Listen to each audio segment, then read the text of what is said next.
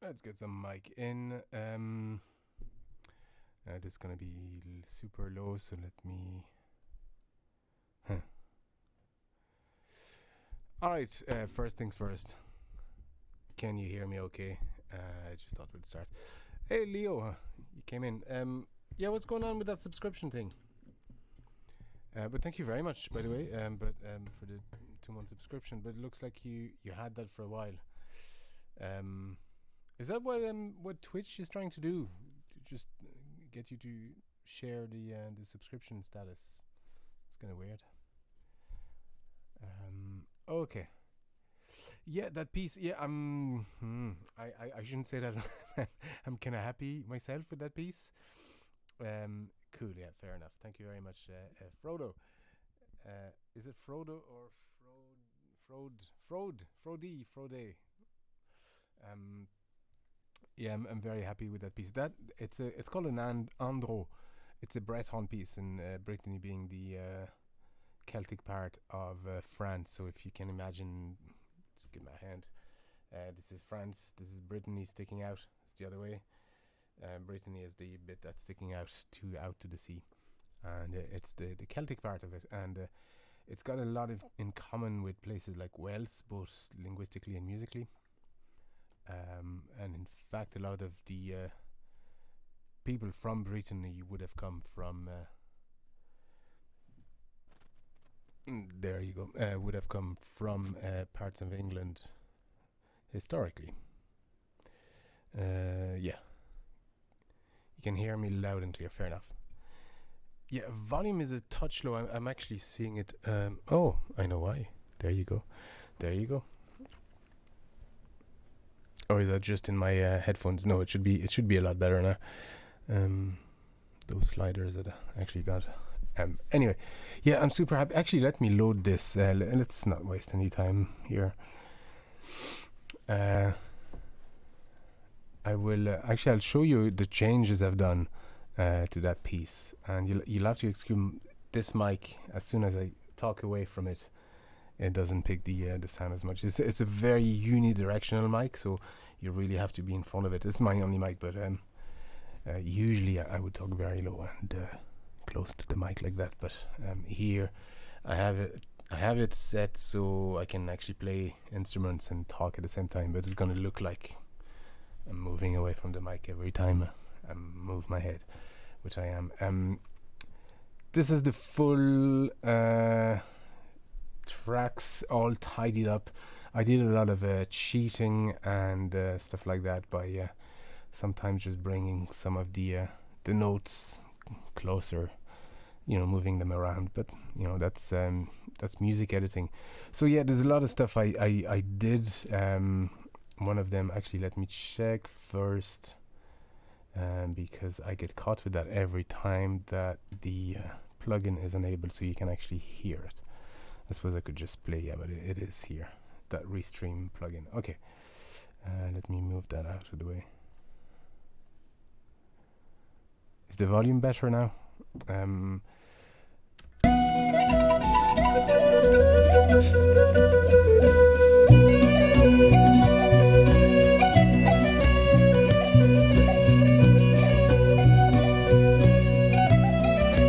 So I think I didn't have in the Twitch version, I didn't have those bagpipes, and I added the piano, and the accordion, which was a late addition, but the piano was just sort of essential just to get that kind of a sort of rolling seas sort of feel.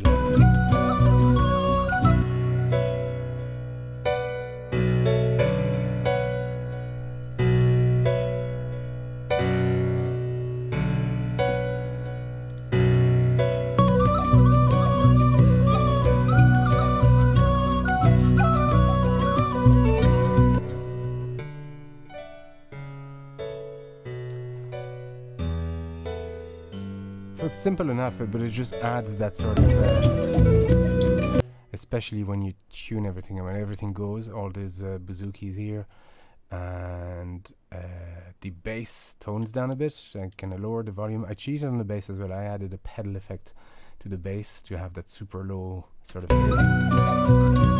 So this is normal bit. Just to have that just depth and extra kind of bass scape. The danger when you do that is it muddies the sound a little bit, but I think for a traditional arrangement it's worth the trade-off. But when everything kind of shuts down here at the end and you just have that accordion running,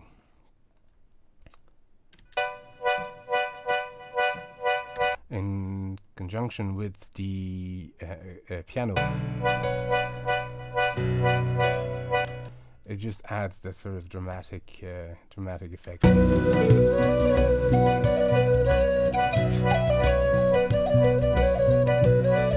fact,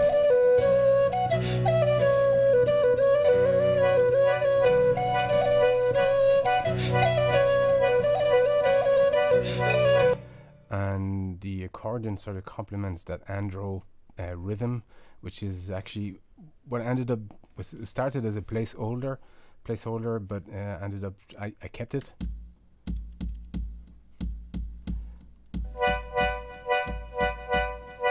Slightly syncopated.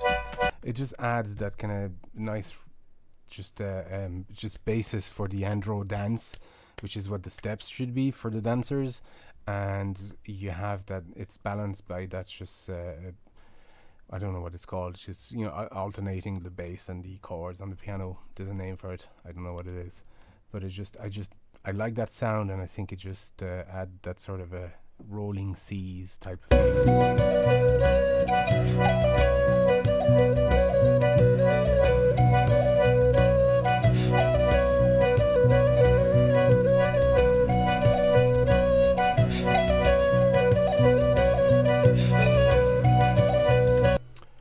And the end is sort of the same. I just tone everything down. I think the bass goes away. Yeah, I just have those basses. Is it the bass?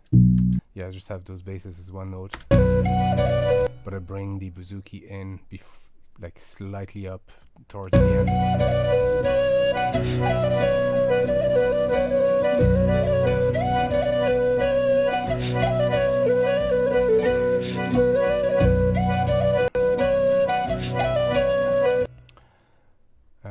It's funny what you can get, how many arrangements, how many sort of scapes you can get out of that one simple tune, but it's such a beautiful tune.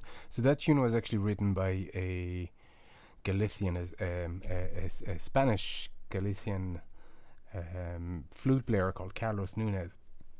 Excuse me, he's a flute and gaita, which is the Galician bagpipe in Spain, and he's composed many tunes. Is he Galician or is he? I think he's Galician.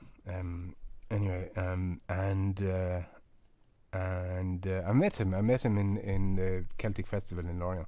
But he's wrote many tunes for like Galician tunes, and many Breton tunes, in fact. And I think this tune is especially sort of embodies the quality of a lot of Breton tunes. There's a few bands like that I would have followed. Ariawank was one of them, and Loine and Neves, Pevarden, Cornog was another one. Really cool. Maybe I can just show some stuff from them, and then we'll move to the other stuff afterwards. Brittany has such a cool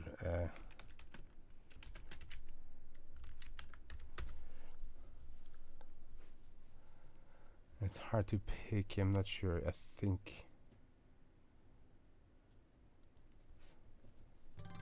that was such a cool piece.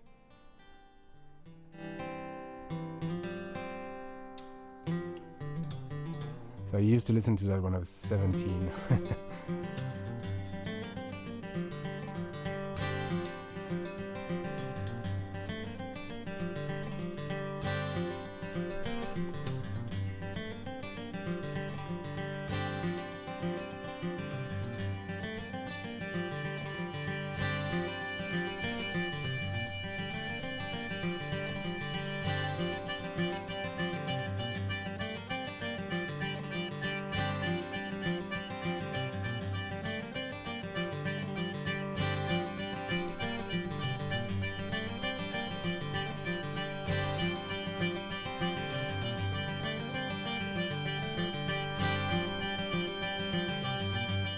So everything about that music is about the repetition.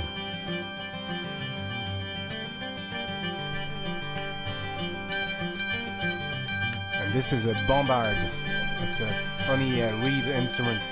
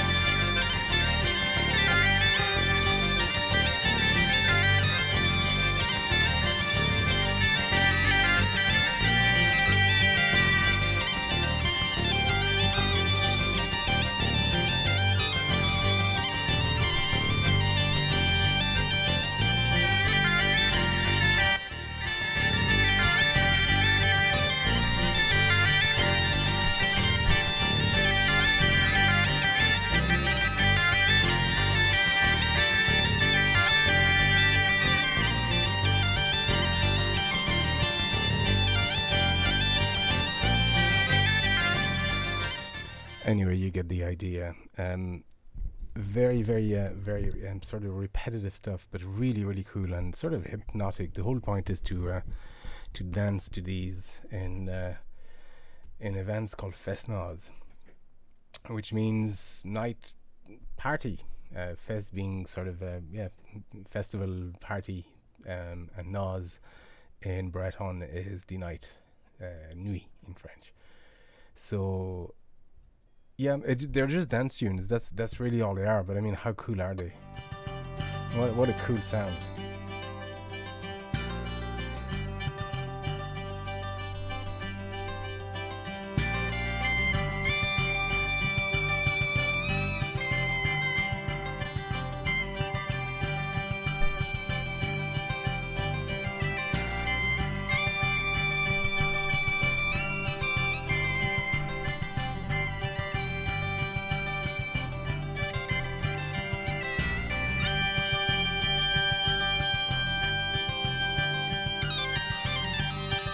And that sound here is called it's a Binu cause. It's called a small bagpipe, and it's a tiny little bagpipe with a super high pitch sound, which is in a quiet taste.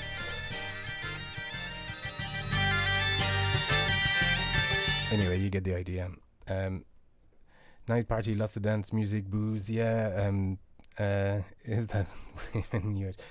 Yeah, except this goes back to the few hundred years really, type of tradition. So it's just really cool, and it still goes on in Brittany. It's whenever I go back there, it's just I always have a great time. It's such a cool part of the world.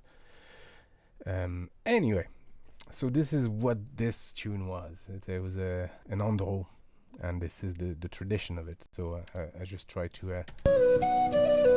And I just try to bring that sort of sense of repetition and kind of hypnotic sort of feeling, especially when you start bringing the bagpipe. So the bagpipe I use is the Hillen pipes. It's got a funny spelling, but it's an Irish pipe, so it's not the bombard. And yes, Leo, I did have the bombard myself. I used to play that when I was much younger, when I was in college, and I was in a band, and I used to play the bombard there. But I haven't played that in years. It's a tough instrument to play. But I want to get a new one, and I want to get one in... I know they make long ones in G, and I want to get one in C as well. So whenever I do have the funds for it, I'll get a couple made. Right now I'm waiting for more whistles from that maker in France, Jean-Pierre Lemeur, which is the guy that makes these guys, all these whistles. They're actually, probably I've tried a lot of whistles, and I've that sounds wrong, does it? I have a lot of tin whistles and low whistles and stuff like that. These are probably the best I ever had. They're not cheap, but they're definitely the best. I mean, this is probably 250 euros for low C. So I'm waiting for a D and an F1, and I still want to get a G1 from him at some point. And then I will get a Bombard in G and a Bombard in C after that. Anyway, so yeah, this was it. So I just tried to break those.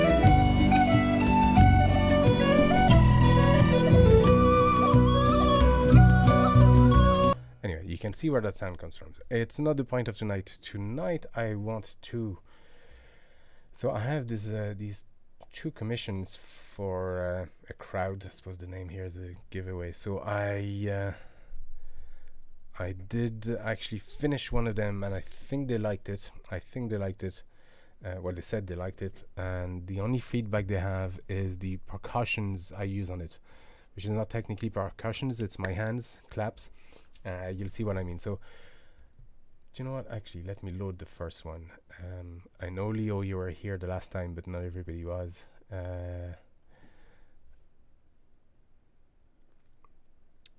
Non-read type. The tin whistle is I mean, that's what I play, you know, that's what I play on the video, and it's cheap. You'll get that for super cheap in any shop or online, like for 10 or something like that. You'll get spend $50 and you'll get a range of whistles. These are in, well, they say in 1 key, but you can play multiple keys. So I think this is C. I'll tell you what. This is D here. This is the standard whistle in D. And the cool thing about that is it's 1 finger, 1 note. So as you lift 1 finger, you get, so this is D, E, F sharp, because it's major, G, whatever notes. I'm blanking here. This is my phone. But you get 1 note, one finger.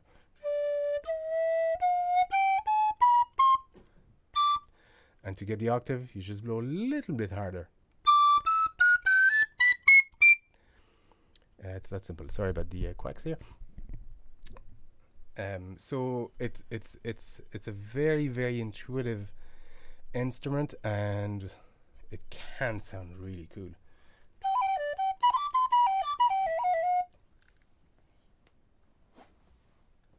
I have a cat here.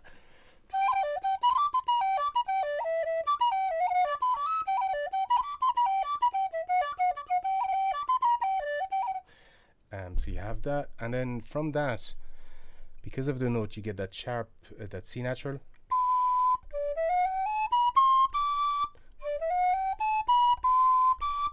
So you can get a G out of it, a G key. And because of that, you can get an A out of it.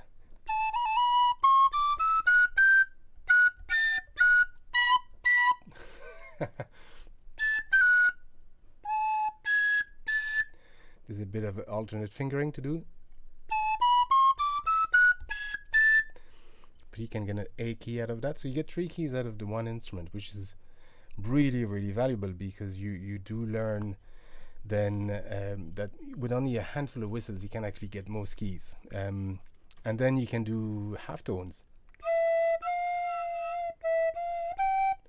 by just, half opening the hole. What I like to do if I need something that's in a minor key and I need a lot of half tones, I just put tapes over the holes just to get that half tone. Like halfway through the hole, you put a bit of tape, and you get the half tone. That's what I've done in the last Dune cover I did, because it was in a red harmonic minor, and I just used tape just to get the right notes, and that was it. Yeah, you can do a lot of stuff. You can do a lot of ornamentation. So you can do the You can do tonguing.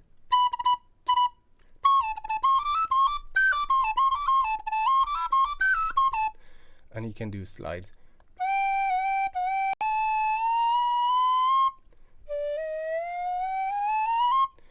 So you can do all these intonation and stuff, and if you combine them in a tune like a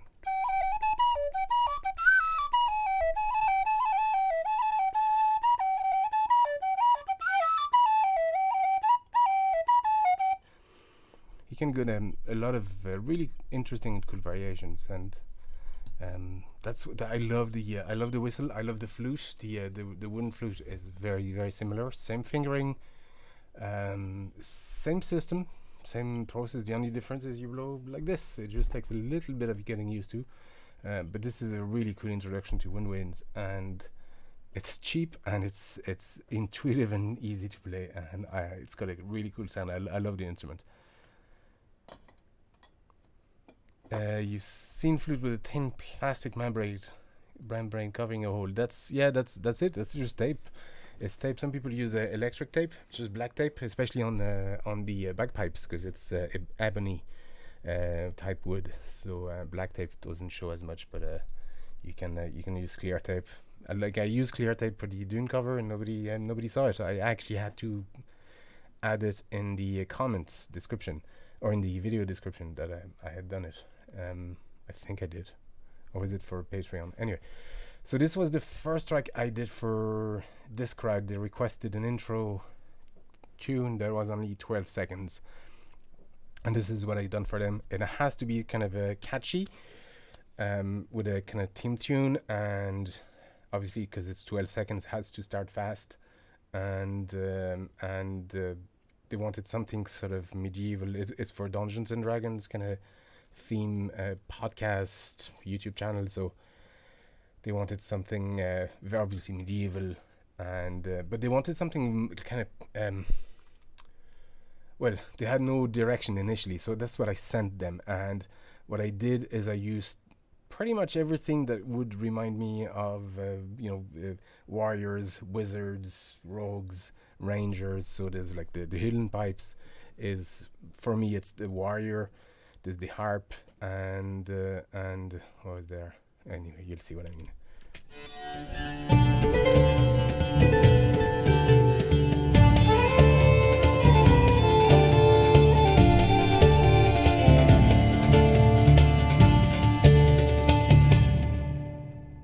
There you go. It finishes actually on the last note is on the 13th second, so I stretched it a little bit, and then it fades out.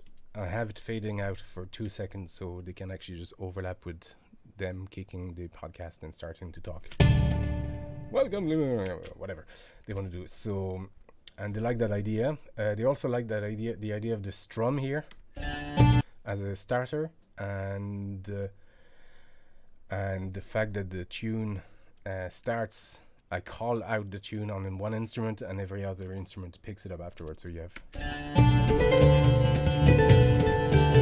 So I have that call out done on the harp, and then actually this is the oud, and that's the only time the harp plays the melody. After that it plays.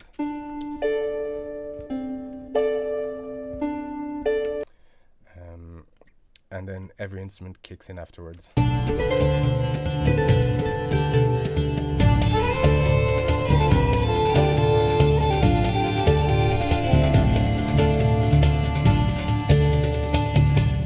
So for me, the harp was the wizard, the Helen pipe was the warrior. I had what else did I had here in there? Yeah, the accordion. The accordion was the rogue. For some reason, I saw the rogue as the pirate, and that was the. And I just play a harmony on that. And then I have the oud just playing a drone essentially. That's all it does. But it starts initially. So it was just a mix of sort of every kind of classes and races in Dungeons and Dragons that I sort of matched together. I think I had, what else I had? More accordion.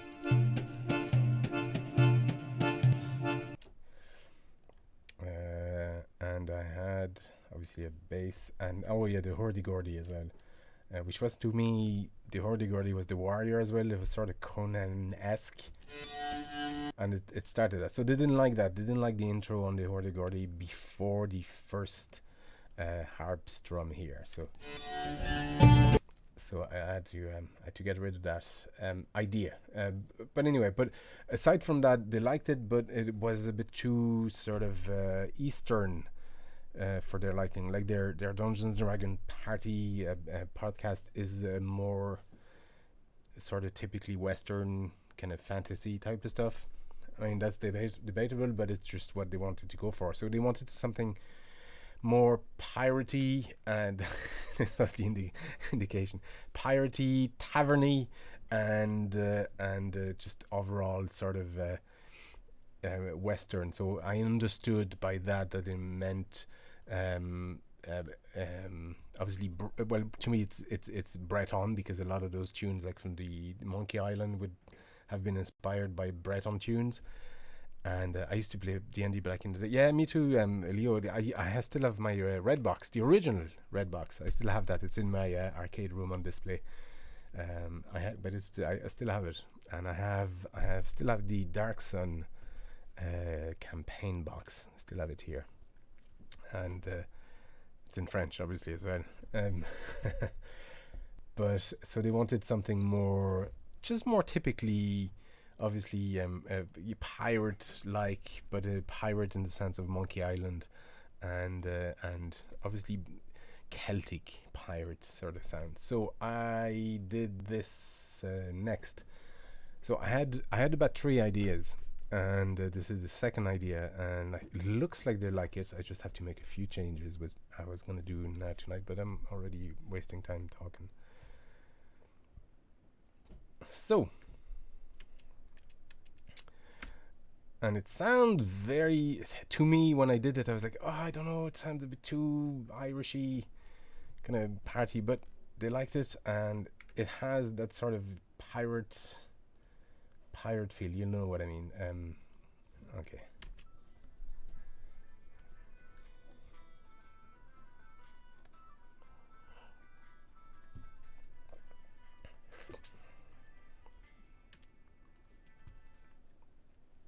And I don't know if you heard that, because I'm not sure if the plugin is enabled. No, this is I don't think you heard that at all. Correct me if I'm wrong.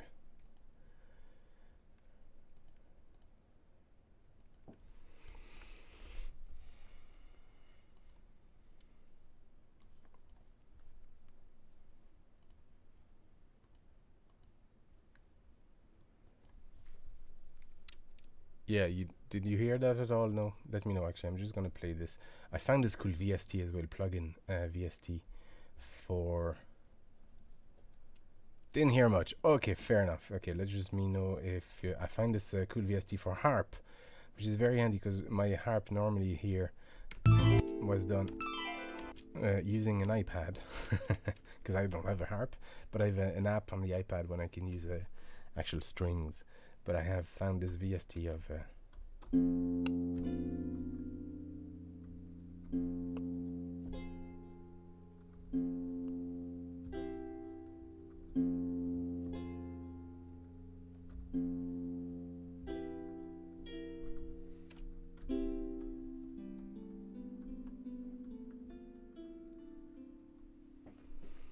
don't know if you can hear that, but it sounds really cool. I loved it.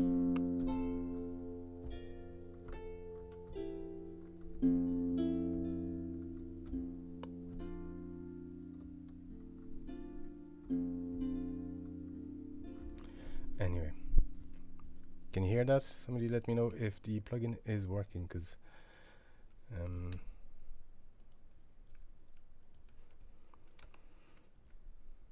otherwise I'll have to restart. You hear it now? Okay, cool. Okay, there you go. So this is it.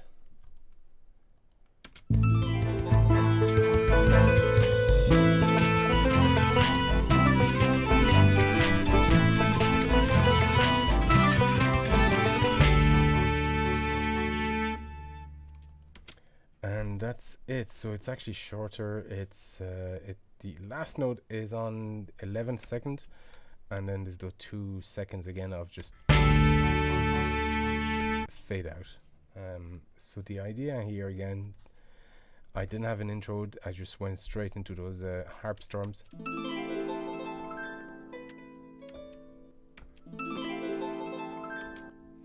And then that same kind of call of the main theme, if you will. And sorry, phone, go away. And just went into that sort of very, very Irishy, but this is what pirate sort of music would have been like, very inspired by Irish reels and jigs and stuff like that. So I have a hurdy-gurdy in there, which didn't sound great, but it works here.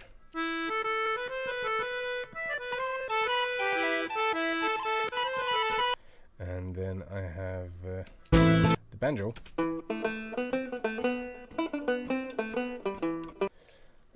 So what else is here?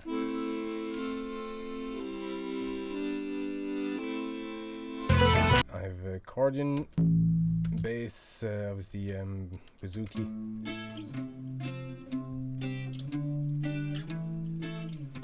And then also the percussions here, I just recorded, like, I don't know, insane number, not insane, but a number of claps, and this is the issue they have with this track. This sound here is me banging on this table. Just let me rename that. Which I had to redo, so I'll show you in a minute. Actually, I think this was this table here I banged on. So I recorded that with this handy little portable mic. It's a Zoom, whatever it's called. But I use that whenever I want to record sounds that I can't record in here. I just bring that out, and it's really good quality, and I can record stuff with that. And that's what I did earlier on. I'll transfer these in a minute. But the problem is the claps are a bit too loud. Oh, and another cool thing is I have this Contact VST.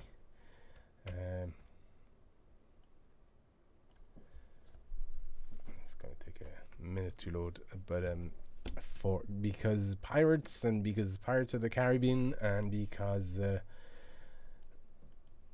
yeah, there you go. And because all of that, I have this Session Pro strings kind of plugin.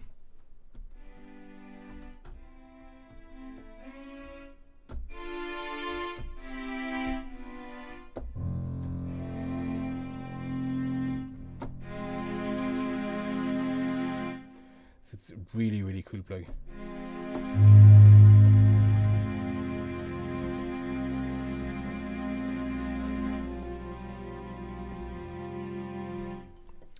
But what you can do with it is you can I just,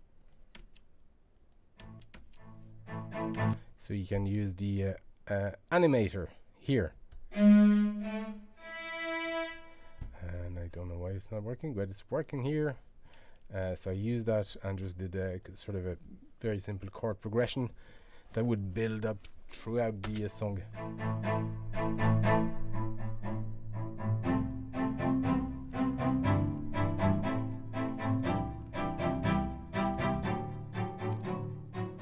Oh yeah, and the resolution, instead of being on the minor chord, is on the, I was going to say relative major, anyway.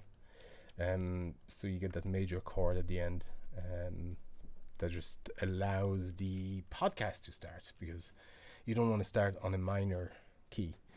You want to start on a major key.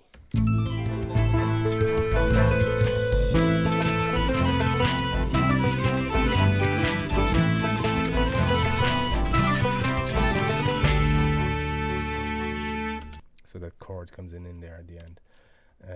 So the problem they have, if they like it, good on them. I like the first one better too, but it's not quite what they were looking for. And they did like the first one. Don't get me wrong. It's just it wasn't what they were looking for, which I get. I mean, it's supposed to be a just cheerful intro to a cheerful podcast. That other one was a bit too sort of modal, and I was going to say minor, but it wasn't quite minor. It was just modal, like in half between major and minor. So it just didn't quite suit them. It's sort of more mystical than cheerful. This is as cheerful as a tavern is going to be, in a way.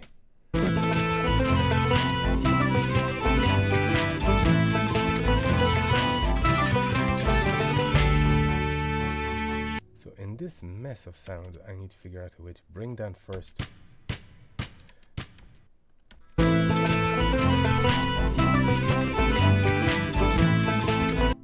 Some of it is they didn't like the fact that it's offset like that, and the reason I have it offset is that it sounds like a crowd clapping. But I think this one is a bit too far. Too far.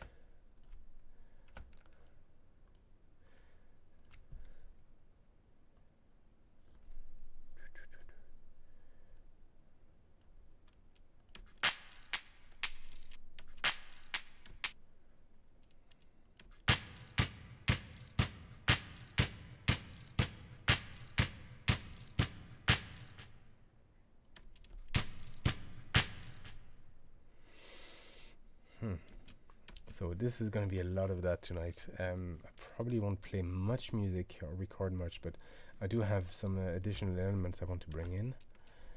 But I need to tidy this first, and I think here...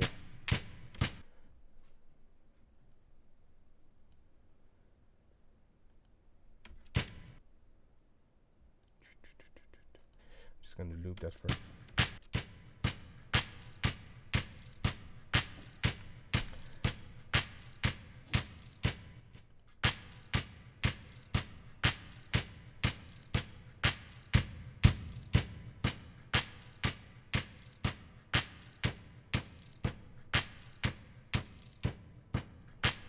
But that's heavy, yeah. Actually, I'd be quicker.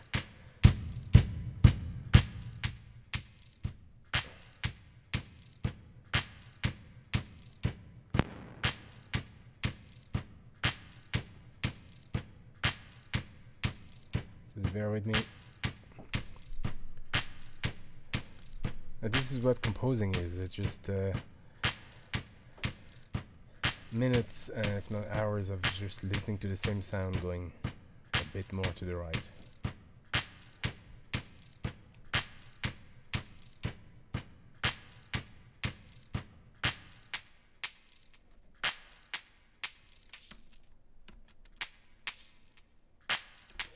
There's another thing that didn't like. This sound here doesn't quite start on the beat, which I thought would be a cool delay. This is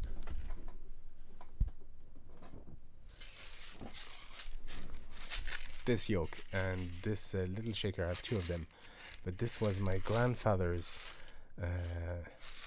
maracas, whatever they are. My granddad, I found out late in his life that he used to own a drum kit, and he used to go around the area where he lived, and just play the drums over a band recording, and that was his gig. He'd have a band recording, like just whatever, playing stuff, and he'd be there on his own just playing the drums. And like he said, he'd look like a right idiot, but he made some money like that, and enjoyed himself tremendously. And I didn't know that until I started playing music, that my granddad was a musician of sorts. So he played the drums, but his drum kit just got... I have it. Well, we have it in France, but obviously the bass drum, the snare, and all that, they're all gone and far beyond repair. So what I've salvaged was a lot of the stuff, that all the accessories. So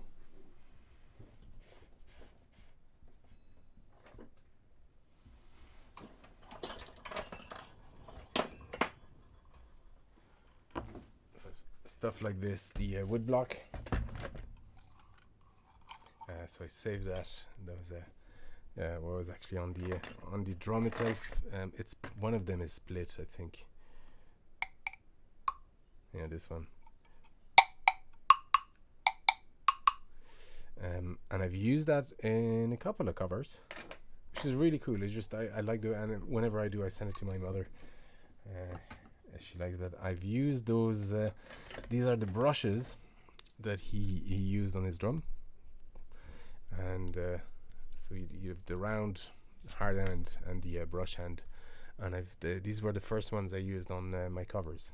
Brush for the snare sound, stuff like that. And then I found out he played the harmonica, and that was after he died. I didn't know he played the harmonica, but my mum found the harmonica in all his stuff, and she'd forgotten that he played the harmonica as well.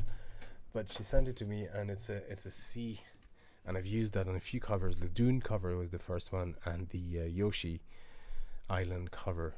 But it's a chromatic accordion. It's got that chromatic button there, so you get that. Normally you get one note breathing in and one note bringing out. But here you get a 4 note with the same hole.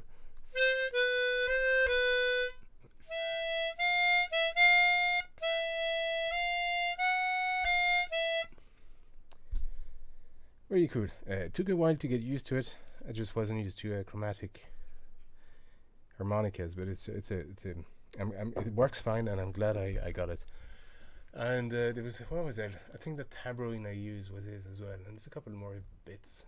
It's cool to have like accessories like that. Anyway, what was I saying? So this sound here, that shaker sound, is of this. But what you can hear is when you pull back to get that shaker sound, it makes a sound as well. So that section here is what you hear. That whole section there. So we need to get rid of that and just use that bit of the sample, and we'll cancel the fade out.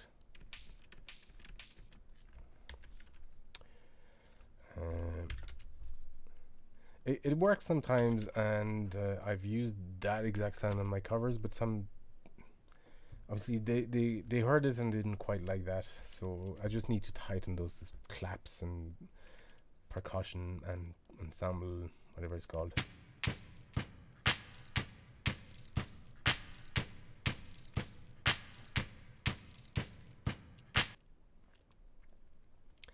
Yeah, the drum kit. So my mum rang me couple of last week because we had 2 family houses. She sold the first one, the second one is being sold, but my dad's old drum kit is in there, and she asked me if I wanted it, and I said, look, at it, as much as I'd love to have the bass drum.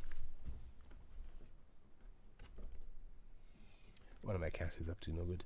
As much as I'd love to have the bass drum and the snare, I suppose there's all the kit, but it's just they're not really usable. They're actually just too far gone. So we'd have to reskin them, but then the tension would just break the wood. It's not salvageable, and I don't have the space to display it. So she's gonna see with my brother if he wants it, because he just bought a new house in France. But if not, she'll have to get rid of them. And it's unfortunate, but she was kind of sad about it. But I said to her, look, I've actually used the usable elements of those in some of the covers, so they're sort of hopefully immortalized in a way, and we can actually go back and, if we wanted to watch them and reminisce. But so I'm glad I used them. I used the usable elements, at least, of that drum, so that sort of heritage is passed on in a way, if you will. So I was very proud of that. I didn't tell her at the time. It's only when I did a couple, I actually sent her the videos, and I said, look, I've had your granddad's stuff in some of the videos.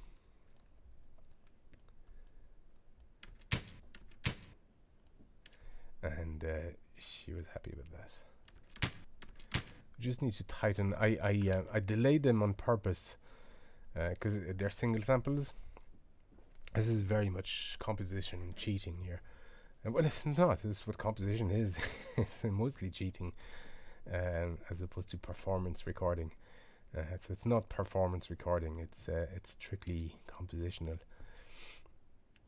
Some people get horrified when they find out, that some of the stuff is sample based or trigger based or VSTs based. Like the Game of, I've said it before, the Game of Thrones intro.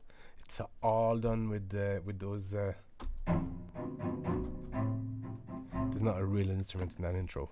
That's played by a real band.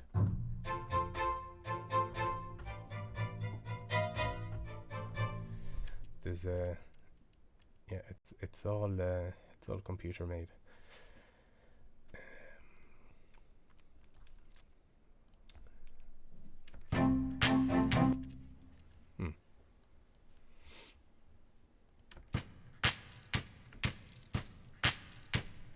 That tambourine, I'm not sure we need that tambourine, or if we need it, it needs to be more obvious. Let me just listen to the mix again.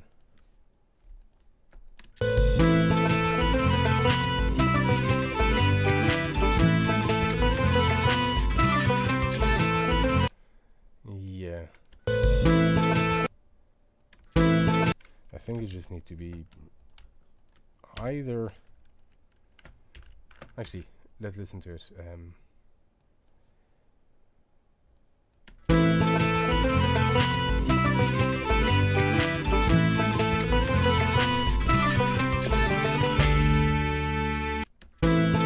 I think it just needs to be all throughout. Right on the beat. Maybe lower in the mix, but... Oh, what are you doing to me? Okay.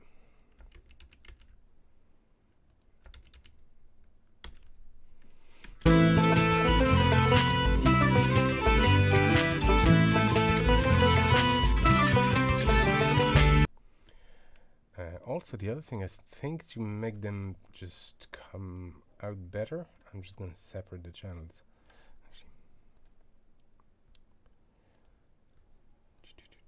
There you go. So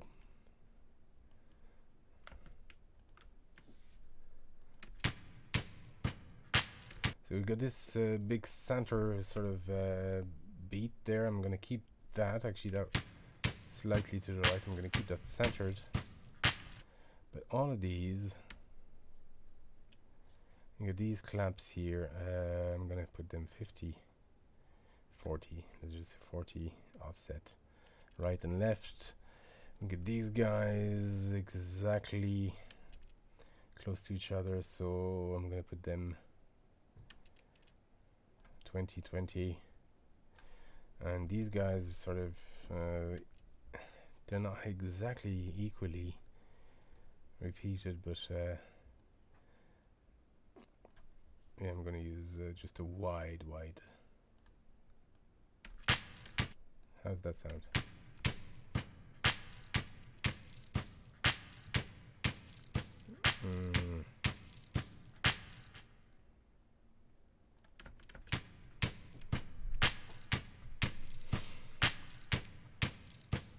I think these could benefit by being just wider in general.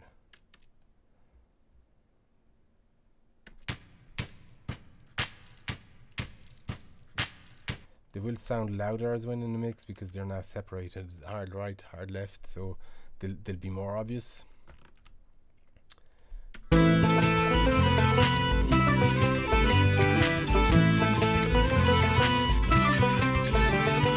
So we need to redo our entire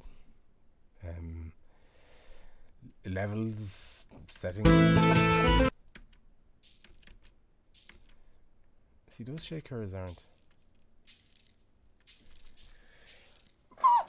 Excuse me. That was a weird sneeze. Everybody still with me? Are you bored yet?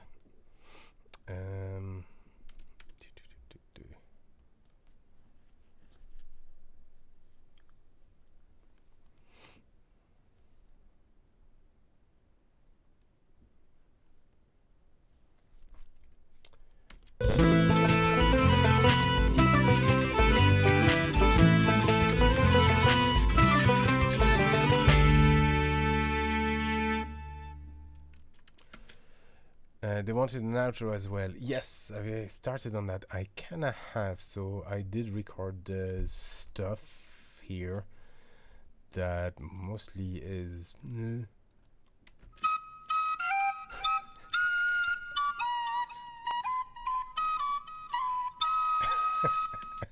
So aside for the very very poor playing, it was just the idea. I literally just went boop. Okay, that.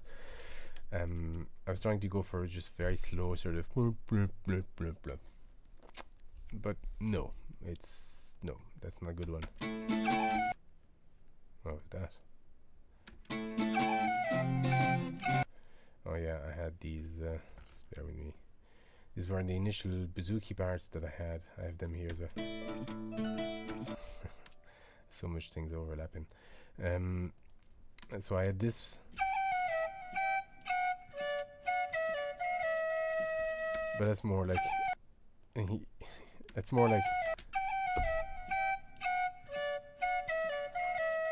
you died kind of thing in Monkey Island. So I was trying to look for an ending that was a bit more yeah, it was where to sneeze.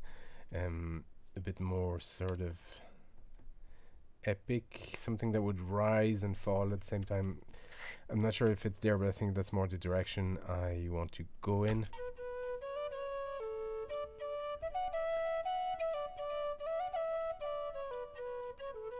Something like that, that will actually finish it, and it finishes on a minor key. And I don't think did I flash chords on it?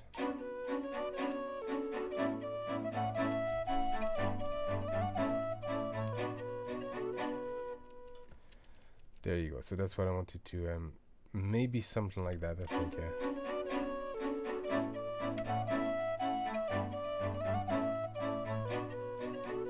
Because the ending has to be just 12 seconds as well, so I can't develop much. I'm not sure I can reuse the main theme either. Partly because it I don't know.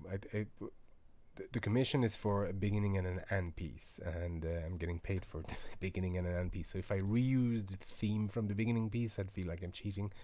I haven't checked that with them, but I think I want to work on the same type of arrangement, but a different melody and different tune for the ending. Still here. There's 12-second delay. Well, this I think between the time you type it, or you hear it, then you type it, and then I get a chance to look over. It's probably 20 seconds, alright. But I think it's actually not that bad. It's like 4 or 5 seconds on Twitch. I'm gonna try this, lifting my hand. 1, 2, 3, 4, 5. So yeah, it's 5 seconds, something like that. Anyway,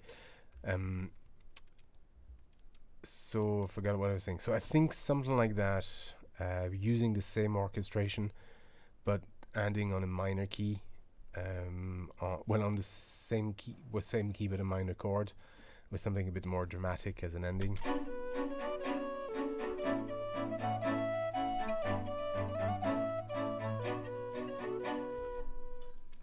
So I think something like that. Longer than I thought. Yeah, so see, I'm going through Restream as well, which is a multiple streaming service. I probably should stop doing that because I'm only streaming on Twitch now. But so by the time it sends it to them and then they send it to Twitch, there's a bit of a delay. But I mean, 5 seconds is more than acceptable, when you think about it. I just need to spend more time looking at the chat, I suppose. So anyway, so I think that's going to be my ending theme. But before I do that, I just want to make sure that they're okay with the intro theme. And I did have another idea afterwards, but I haven't started on it, or I haven't done anything with it.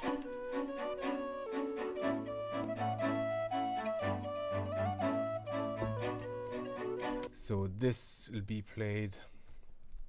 I have it on the low whistle, but I probably play it on the higher octave. So I'm just going to cheat here for the sake of to have something.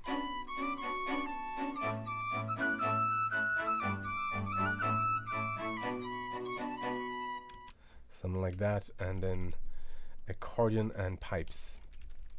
Hordy-gordy drone, and then those obviously those chords here, the harp, which is going doing just arpeggio chords, and then the bouzouki probably doing full chords. The bouzouki part here I had done initially. I think this was the first one I had.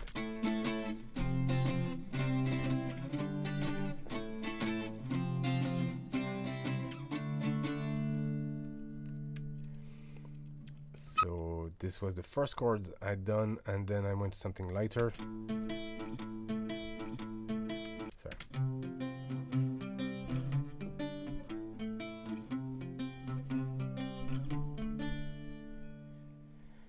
Yeah, Leo, probably distance and all that kind of stuff.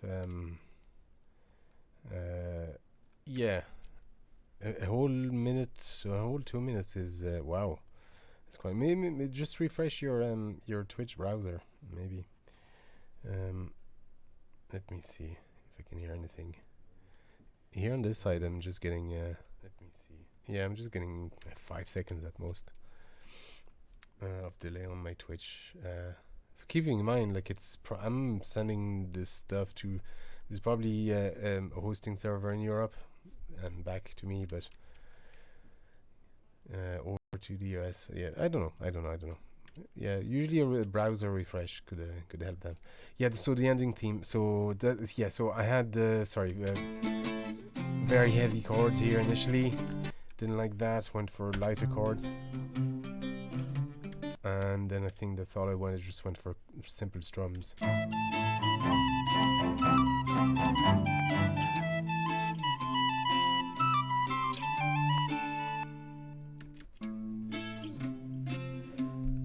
It didn't need more than that, and to be honest, you don't hear them that much, but these are actually great, because if I had this was a bit too heavy, and it sounded a bit too sort of Irish in that sense.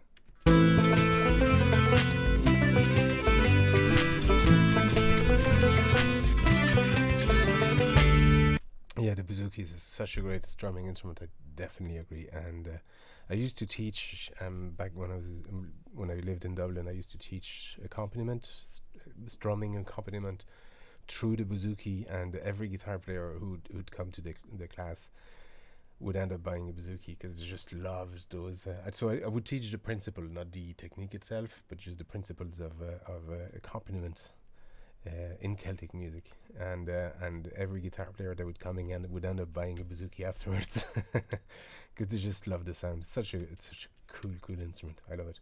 And it does it. A lot of people play open strings type of stuff, which is what I was doing when I was recording the other Breton tune. And something just fell, which is my gaming controller.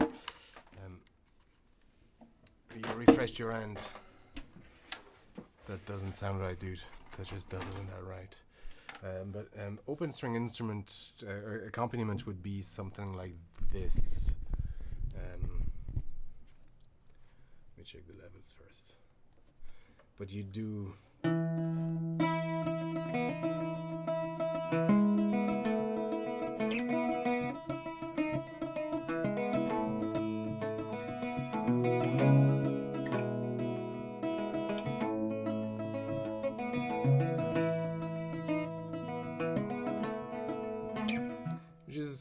It's fine, there's nothing wrong with it, and I do a lot of that as well. But what I ended up doing was actually emulating the guitar players onto a bouzouki, and I think it just gave a much broader, even broader sound. So I still would use sometimes open strings.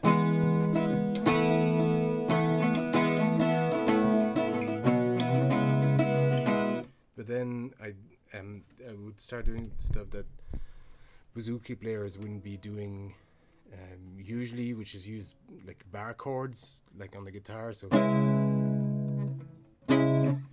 doing stuff like that.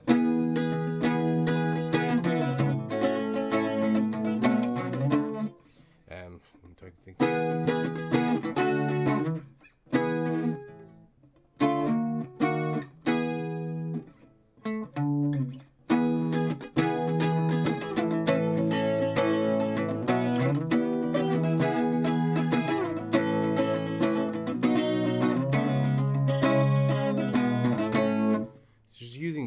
does sort of big open chords. It does sound like a 12-string guitar, yeah.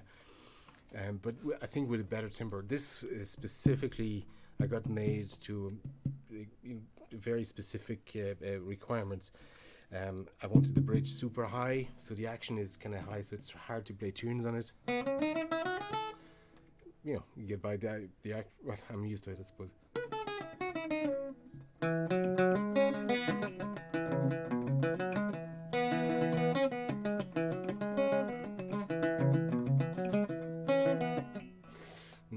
It's not that easy, but it's actually perfect for chords and for sort of big strumming, especially those sliding chords.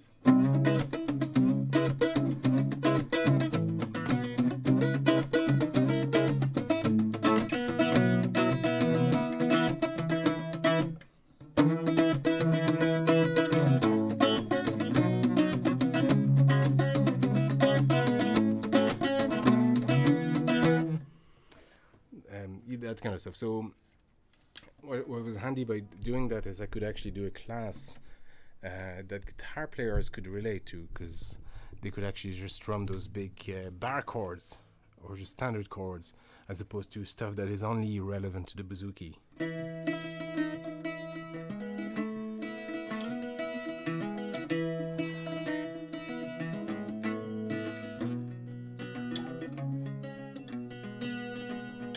So the chord progression is standard, but just guitar players couldn't relate to it, as opposed to just going, okay, this is a D, and you go into a G, and just play those big chords that you know, and then slide them up a fret.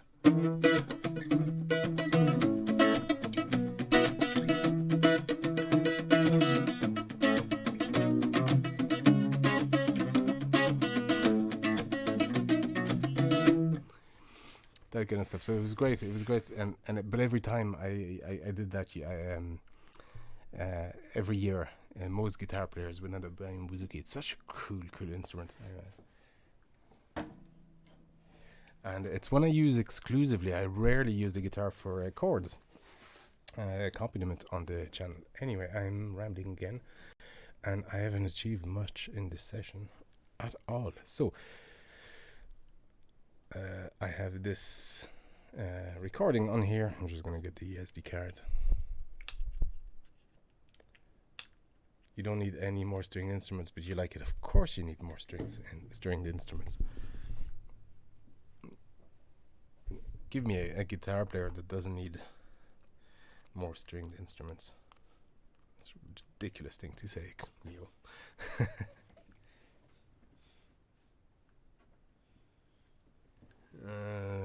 Damn it, that camera might lose me. Oh, sorry, defalling. Have I any USB ports left?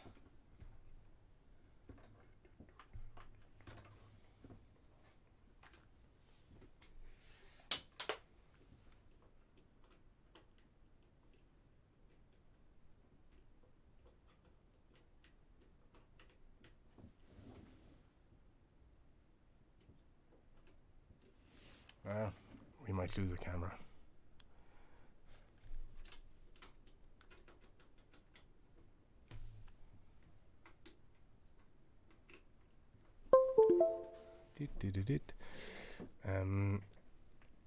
Let me see if I can fix this. There you go. Not that we need this camera, but I did buy. You bought a Strat. Well, see, that's the thing. You don't need more guitars, but you need more stringed instruments. There's some sounds you can't just get with a new guitar, and that's one of them. A bouzouki, you can't get that sound. You know, an oud or mandolin, you can't get those sounds with a guitar. You can get close to it, but you can't do it good. So I did some recordings here.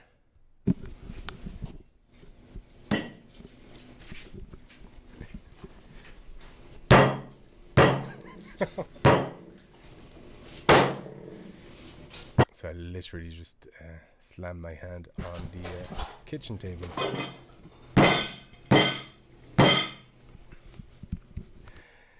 So I'm going to use those sounds as percussive elements. Just going to copy them over to my desktop first, and then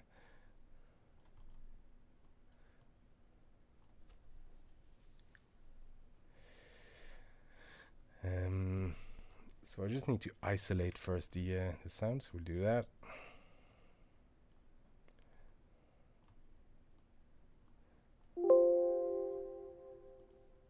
Of course they could.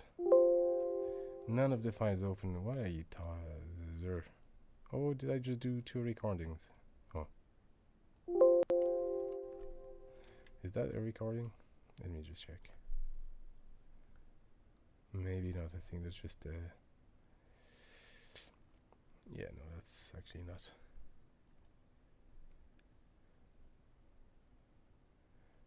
Interesting.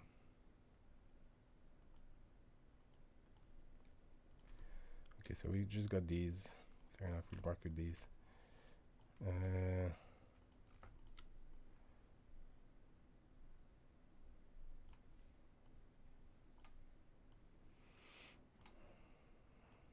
On these to a whole new track. Oh, what's that? What is that?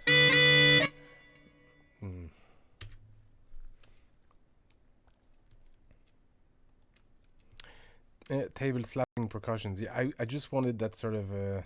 See, I don't know about the quality of the recording yet. It's a lot of squares here, so it's overly saturated. But that's what we have to work with. So. We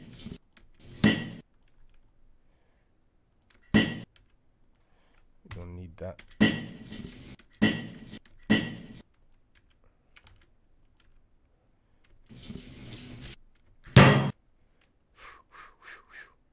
Take it easy, Ollie.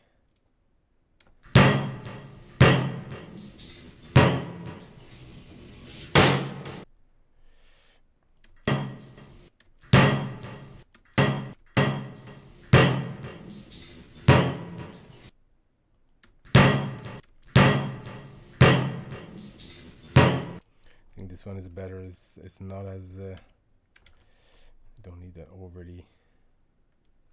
It's funny when you start looking at stuff like this is the initial sound of my hand hitting the table up to here, and this is the response of the table, and this is the resonance of the wood, and there's obviously other stuff. There's all the whatever is on the table sort of kicks in there, because the table the sounds here, and then the response of whatever was on the table bouncing starts here, and then starts resonating here. But initially, that's my hand. It's really good. You just get very, very close to those sound waves. I probably don't need the sound of my hand there, and it probably distracts initially. Although in the mix, you probably won't hear it. But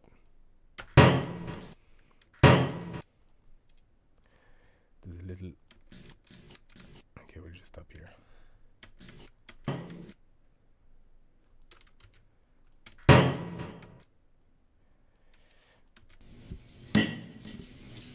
That's such a weak knock. Click. Yeah, glasses. I don't have glasses.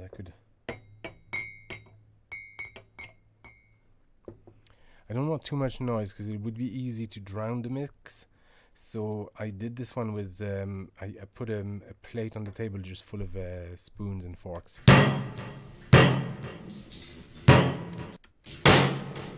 No, that wasn't this one. Was it this one? What's going on with this guy here?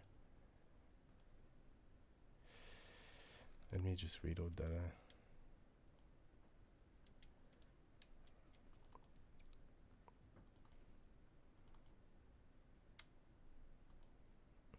Empty. So what's going on with this file? 11 megabytes. It should be.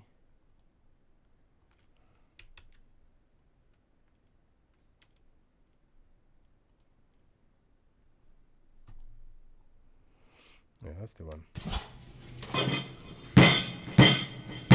There you go. God, it's such an aggressive.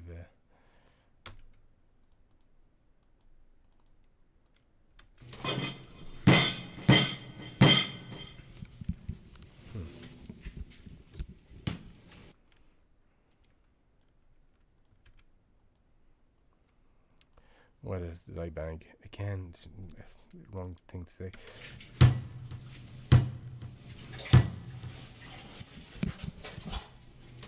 Fiona was doing the dishes as I was doing this, looking at me. Why are you banging on stuff?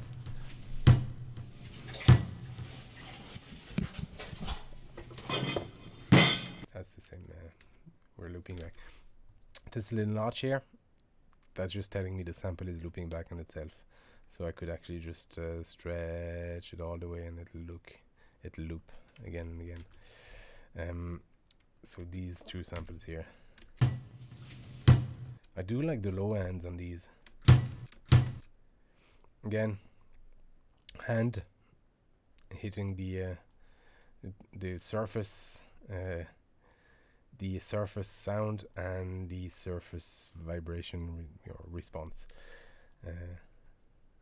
And we'll see the same stuff here.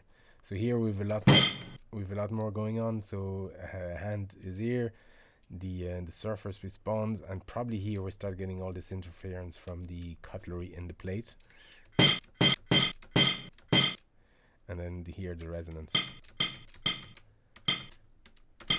and the last piece of cutlery falling down. So we'd probably it'll last for a while because there's a few in there. So which one? Do you know? I'm gonna use all three of them.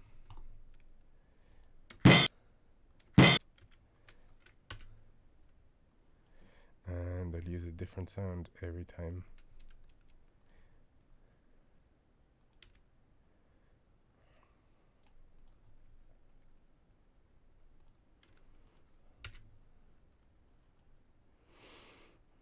That's still my hand.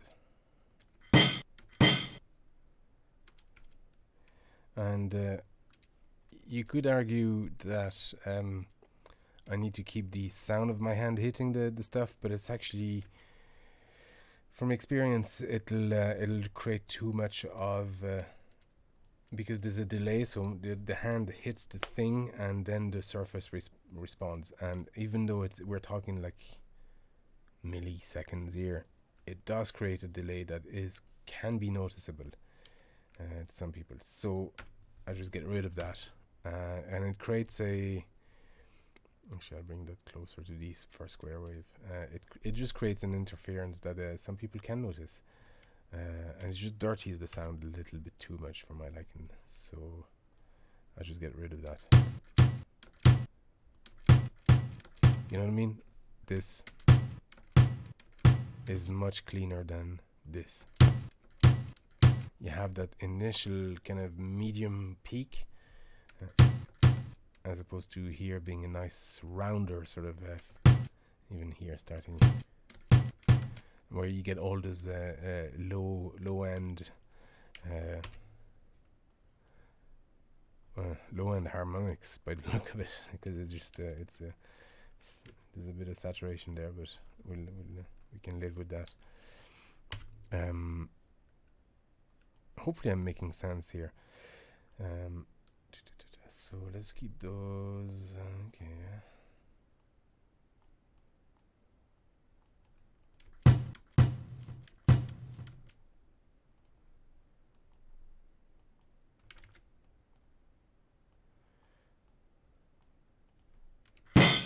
Whoa. Still super aggressive. We need to lower way. I have that way lower. I tell you what, I will create one track for each of these sounds, so that way we can separate them properly and just EQ them properly.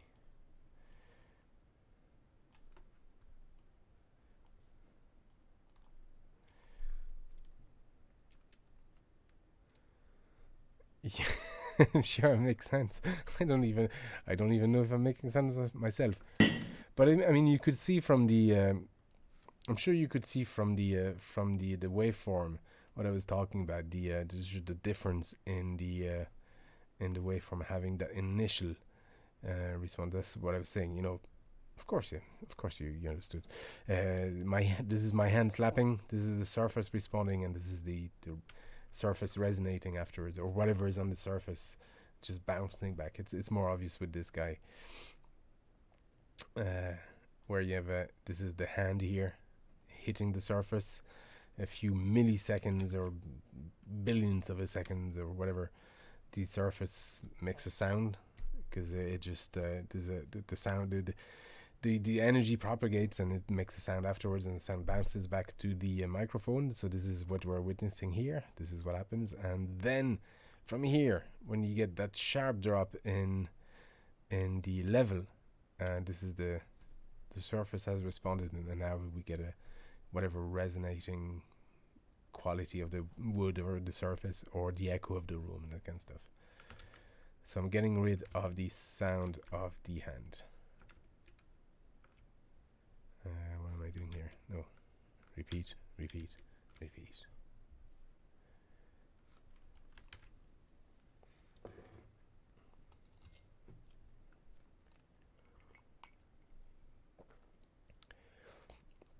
I was going to say, I wish there was sort of music in the background to cover my voice whenever I go silent, but it would defeat the purpose.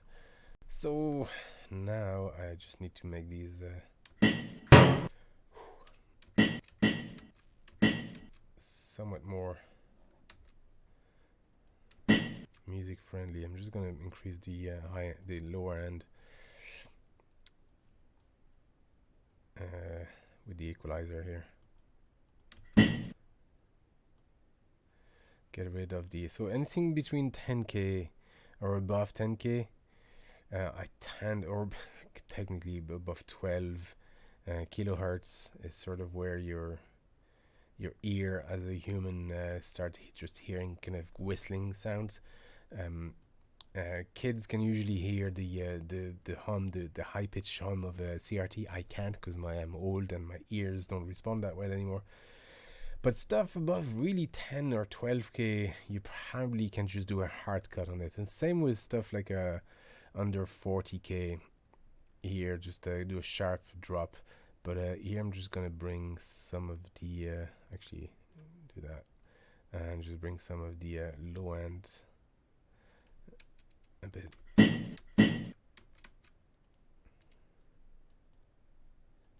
So without it. With it, it's not that drastic, but it's just actually I'm going to bring a lot of the high ends out because I want that sort of muffled sound. Yeah, 12k and above, hard cut, yeah, exactly.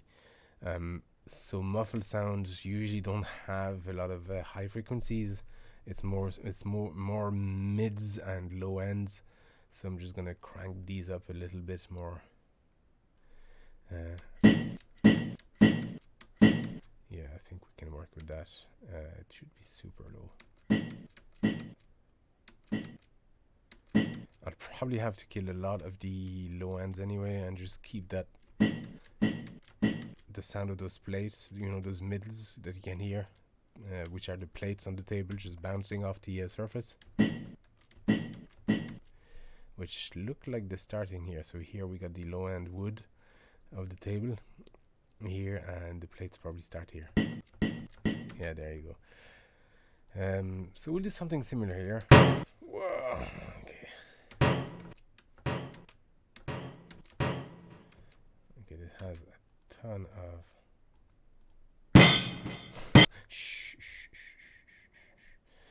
We should isolate that one. Have I lost people just from that alone? Looks like you finally have been kicked out. I was sleeping on the couch with those sounds, yeah. Okay, that's better. I'm just gonna kill the low ends and just crank these up again. We can redress it afterwards. Oh, that's way too much. Actually, you know what? I do like the overly low ends. It's something we can. I killed those anyway. I killed those 40 below hertz in the final mix anyway, so we can just crank these up and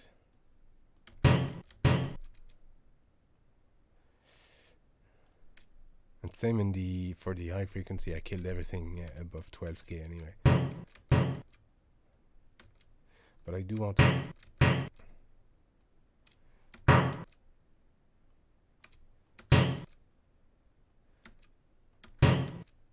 are those plates starting? Not here, that's for sure.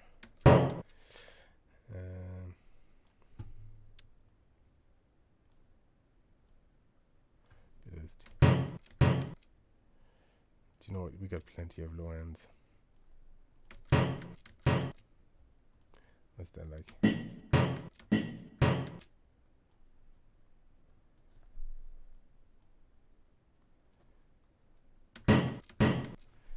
Yeah, we'll do something like that. And then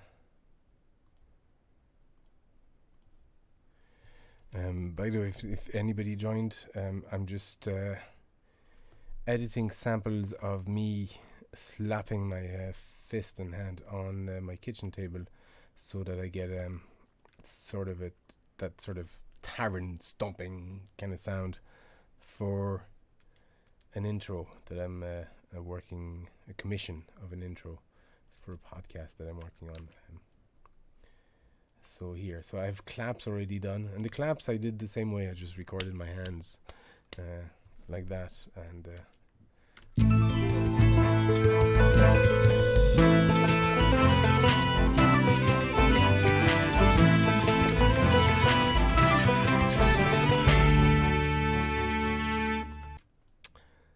and in the percussion section, I want to bring those claps and have sounds of tables being, stamped on, and fists slamming on the table and that kind of stuff.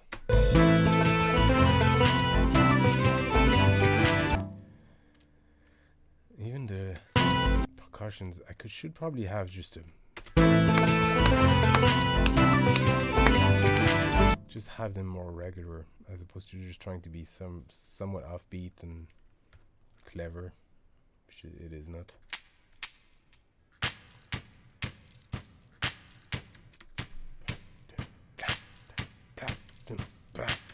Yeah, have them just more regular. I can do that afterwards.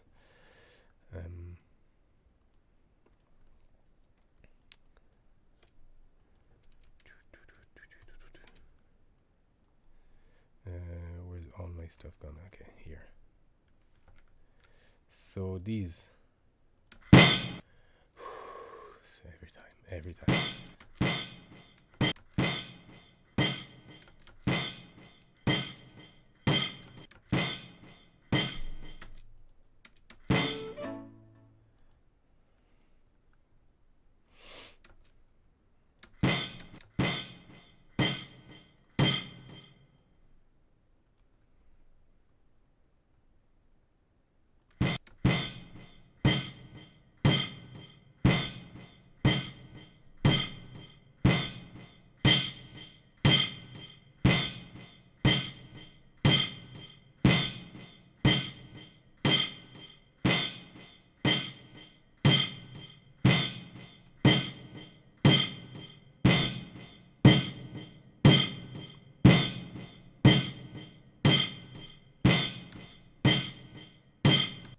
Something like that.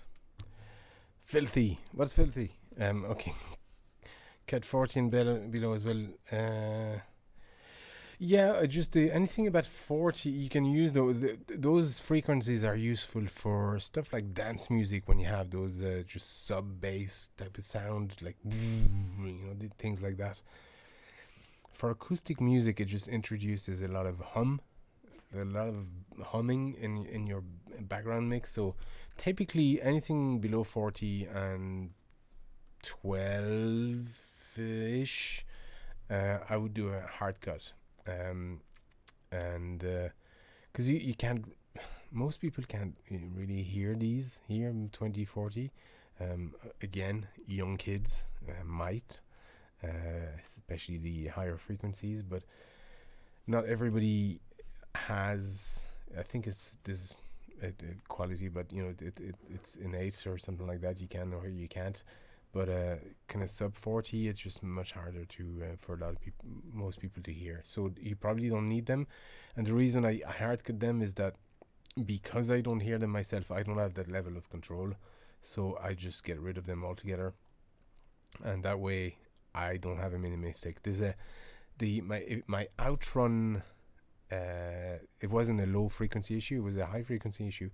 My Outrun to Music cover of Passing Breeze, and I was getting comments on it going from people, like 4 or 5 comments out of 100 or so, but or more, but of people going, what is that high pitched noise I can hear? It's very distracting. And I was like, the fuck are you talking about? There's no high pitched noise. Like, it's absolutely nothing like that. I had to use a spectrum analyzer then on the track to actually check the track, and I saw that there is a high frequency peak above 12,000 hertz, and that some people were hearing. I definitely wasn't, and most people weren't. It's just only those select few younger ears that could hear them too. It's not every young ear that actually heard it and just complained about it.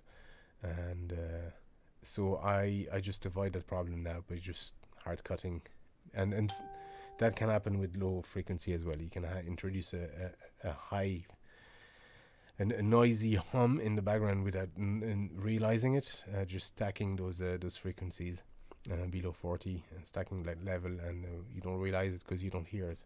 So I just cut them out of the equation altogether. I forgot what I was doing here. I was doing this. Still very loud. All this is going to be super low in the mix.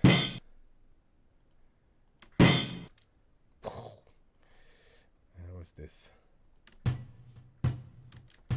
you know, I think I have plenty of lows. Because one thing I want to do is save this as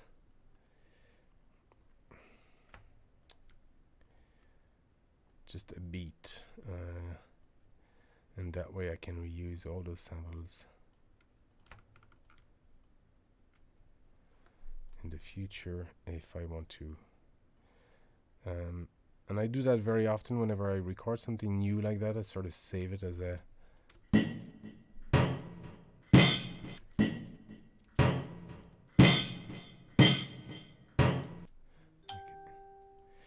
Yes, phone. Sorry about that. I don't know if you can hear it actually. I'm just gonna crank up the volume so I get the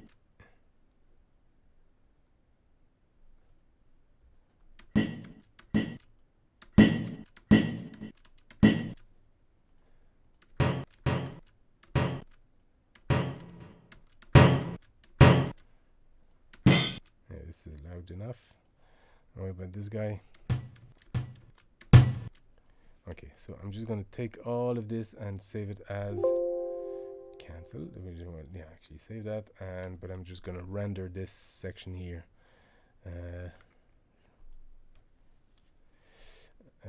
for my own sort of sample library.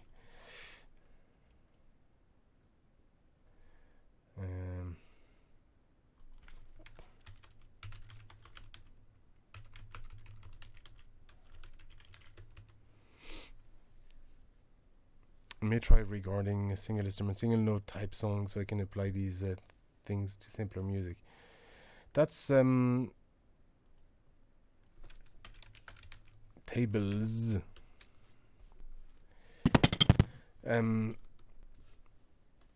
Yeah, it's a good exercise to do. Just have just a tone down sort of a mix, and then for practicing, just applying as much control over it as you can, just toning down those frequencies and all that, which is something I don't think you can do you can, but it's much harder in a finger style sort of guitar arrangement, where that control is that control of like post-production control is taken out of your hands altogether, and a lot of the tonal quality happens during the performance, and that's another exercise altogether. So it happens just before you beat the shit out of your furniture as well. Um, yeah, I don't take responsibility on any of that. But yeah, you know what I mean. Like that control is then taken off your hands, um, altogether. With it's actually great because I'm using 1, 1, and 2, and then we'll have just kind of a sort of 3 repeating patterns. Good because it's a 4/4 beat. The last one will be. I'll probably just take a mix of those two to create the last one, and then it just won't. They won't sound exactly the same, although they kind of will be. Just offset these slightly and see what this sound like.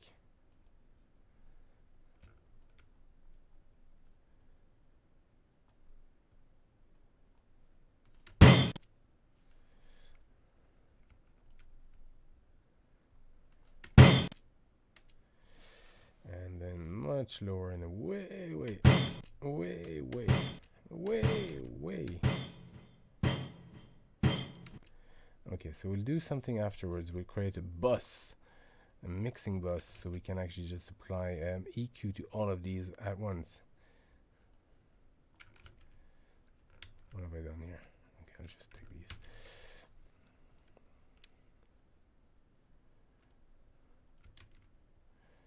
Yeah.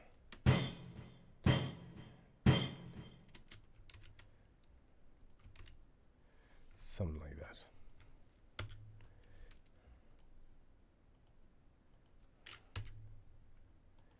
Don't need a folder here yet.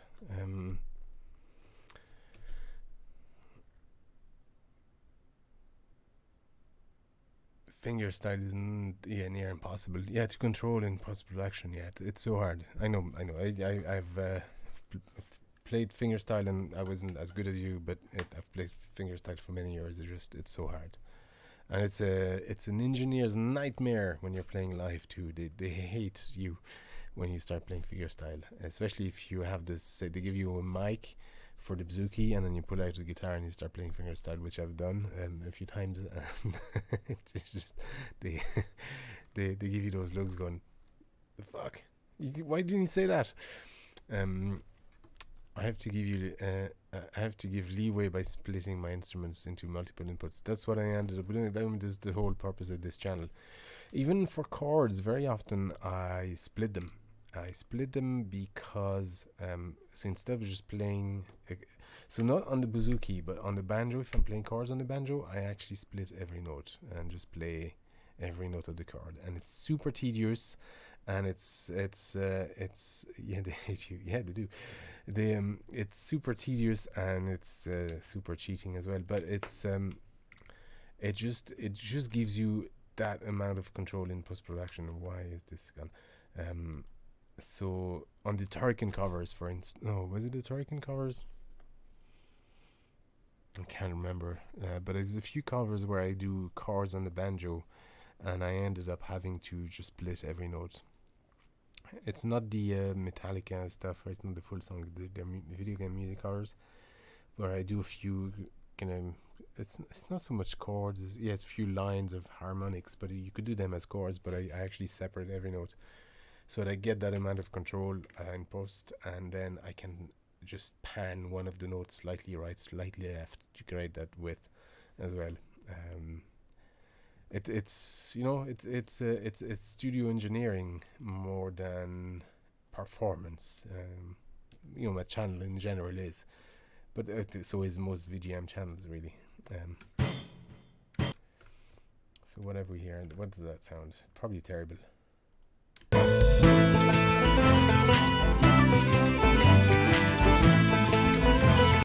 And you can't really hear it.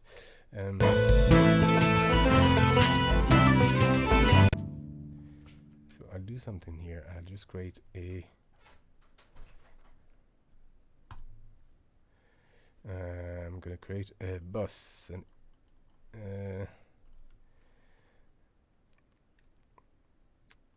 come on, create the bus. Where is it? Oh yeah, audio tracks. Yeah, I want to see. I don't want to see them. Oh no, I want to see the MIDI, and I want to see the audio bus and the master bus here. So the bus is here, bus A, and I'm gonna send all these guys to bus A. And by doing that, now I can actually just apply EQ to that bus. And I can apply any effect, but essentially all these 4 tracks that I'm sending to bus A, so all these 4 ones are going to that EQ patch before going to the master. So the bus A here is then going to the master afterwards. So and then the master will have all these effects for mastering in post-prod and that kind of stuff. But here it means that now I control the EQ of all these 4 tracks at once.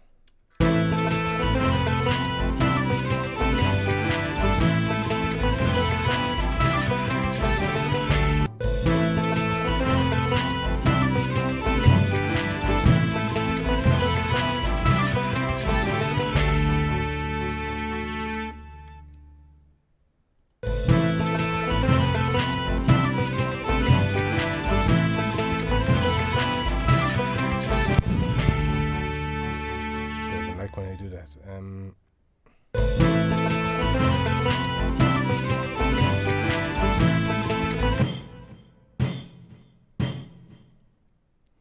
Yeah, I think that's okay. I'm gonna just do some panning as well.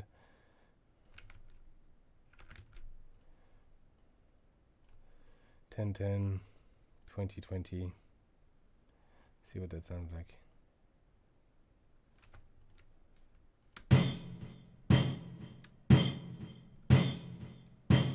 Yeah.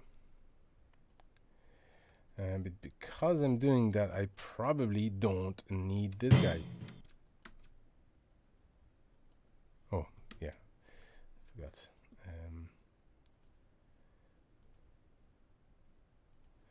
I should remember those keyboard shortcuts.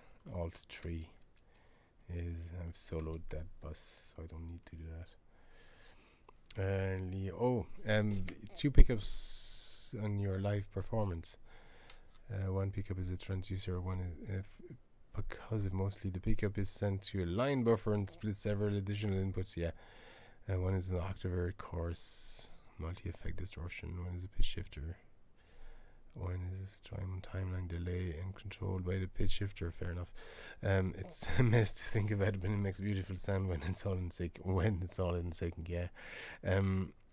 6 channel, 1 instrument doesn't include the mics. Yeah, and then the fun of editing and mixing starts.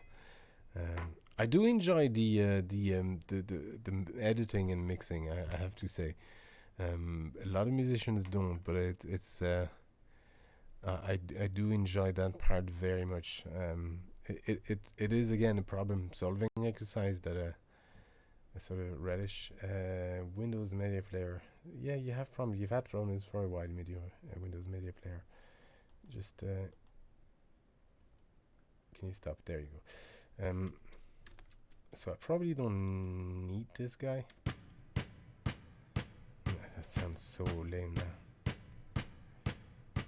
now. So this was me banging on, well, not this desk, the one behind me, unprocessed. But now with that track, I probably can just mute that. Yeah, I'll probably do that.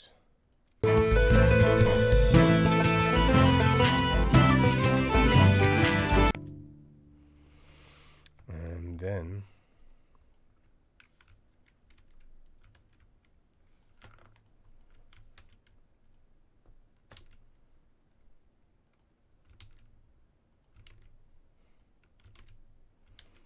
what am I doing?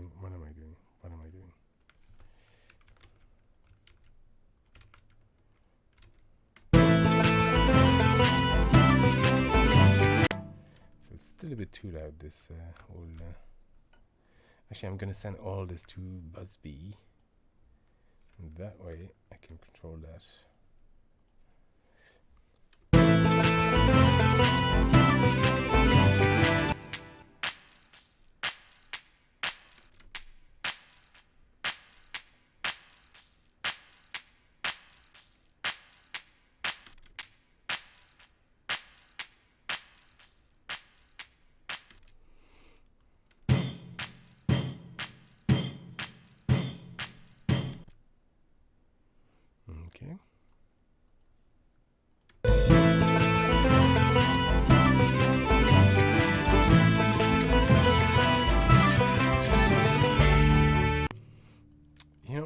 sure that's...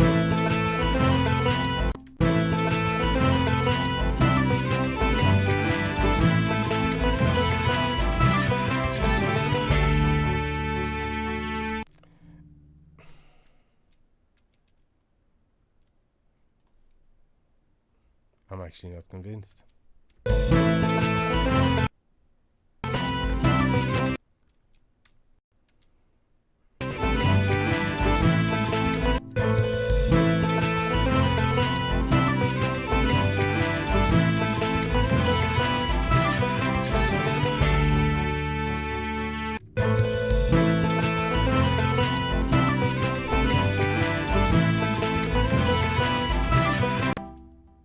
I don't know.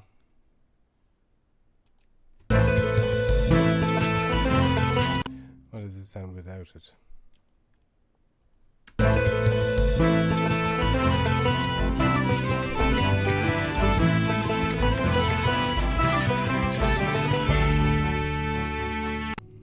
Do we even need a percussion on this? After all my going, after all my effort to get a percussion going, I just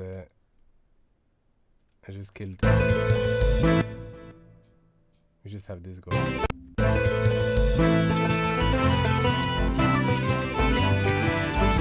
I do have the Baron still going.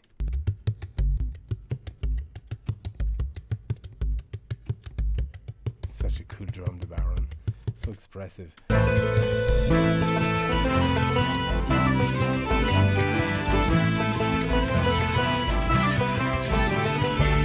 don't know. Fuck. I like the idea of those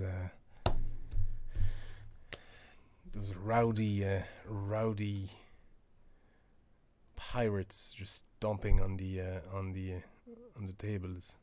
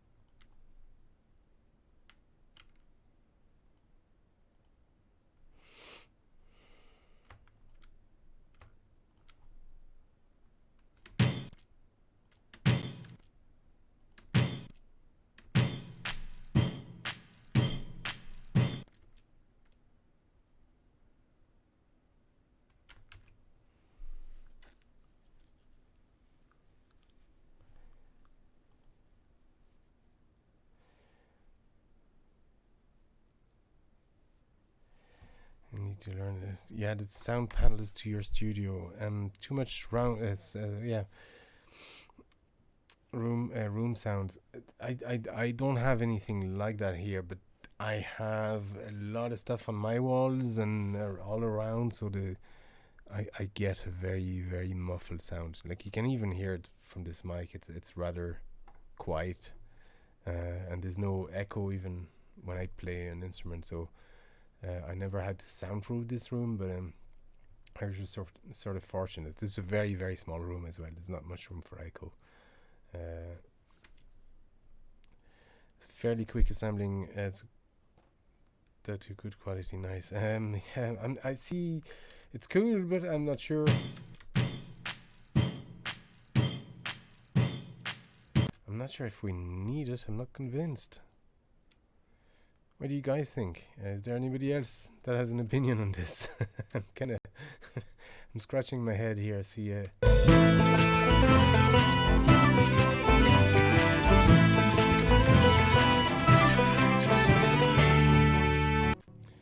maybe if I get rid of the Baron.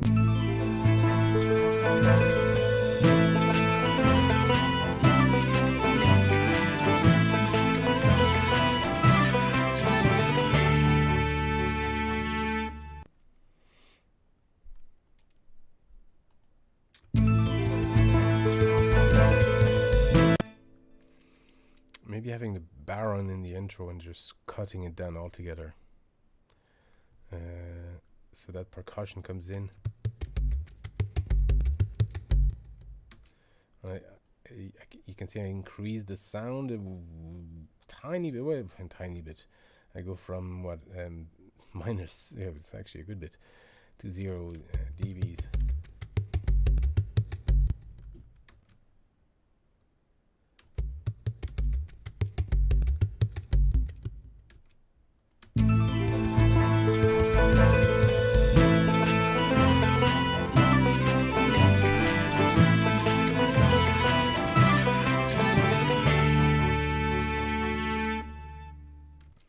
I got a whole room full of pirates. How many tracks is it? 1, 2, 3, 4, 5, 6, 7, 8, 9, 11, 12, 13. I got a room full of pirates. 13 tracks.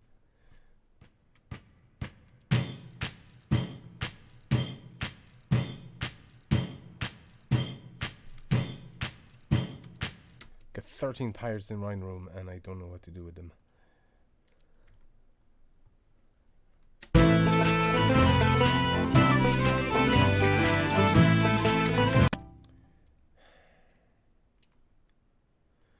I do think it's essential to the mix or the vibe of the mix, but is it really? Just because I think it is. I suppose I could send it to them and see what they think. I tighten the percussions and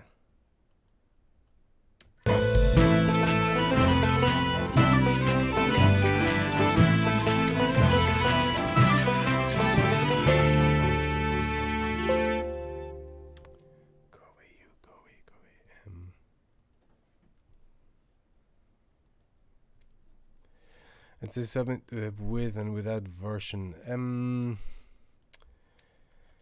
Yeah, so the trouble with doing that is first you're sort of admitting that you don't quite know what you're doing, and from experience, people like usually when I do something like that, I send a justification, like I said, okay, this is because of that and that and that, and people go along with it or they don't, but at least they know the reason why.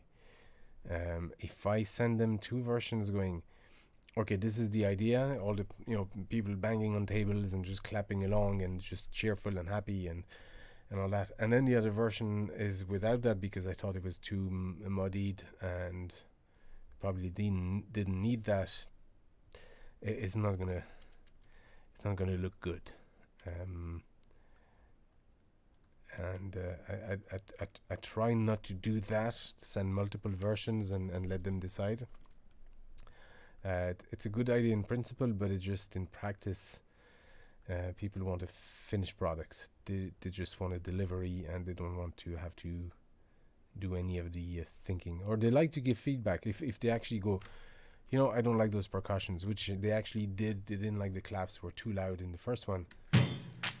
And they told me that, and they weren't tight enough, so I just tightened them up a tiny bit. Actually, I can probably just tighten this up a little bit more. So I ended up doing that, but yeah, it's just you have to be more assertive about your work when you're delivering stuff. So either it works and I'm happy with it, or it doesn't and I deliver it without it. But I can't do 2 versions and submit that.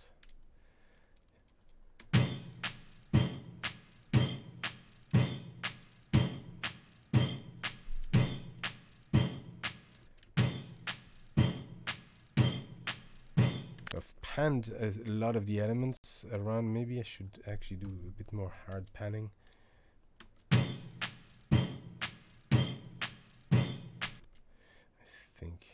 I think so. I think we can just go crazy with this.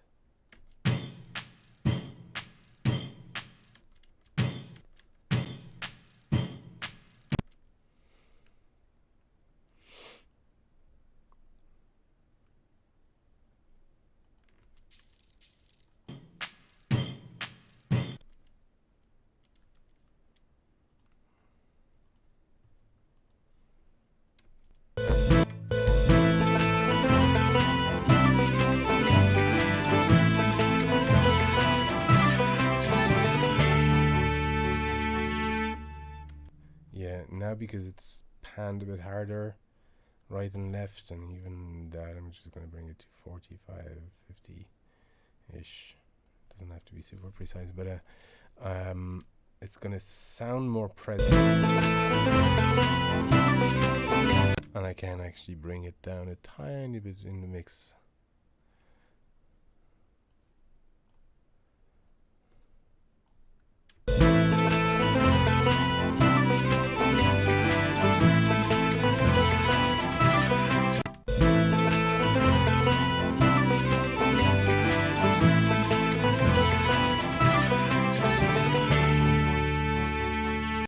I think that's what I needed to do, just more panning and bring it down in the mix, because it becomes more present. Once you start panning stuff, you really need to bring it down in the mix.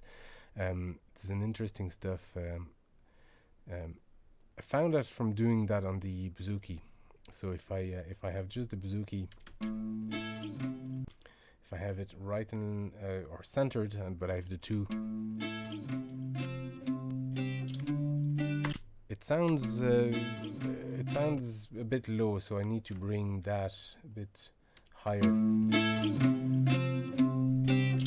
that level. So we are at 11. But if I pan it hard right and hard left, which I've done here, or bring this back to 11 where it was, it's going to sound a lot more present than it was.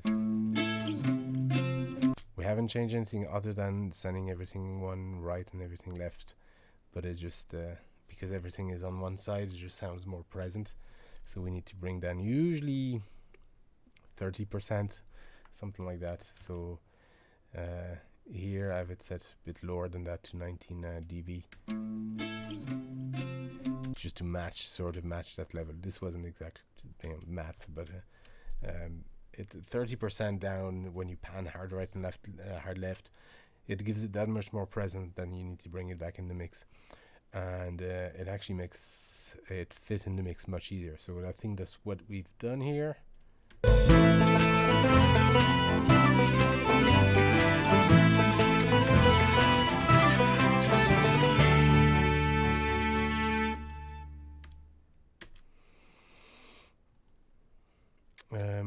Yeah. What do you guys think? Anybody else has comments? I mean, I do value your comments, Leo. Don't get me wrong, but I'm just curious. Anybody else think has anything to say? It's I think that's where those claps need to be in the mix.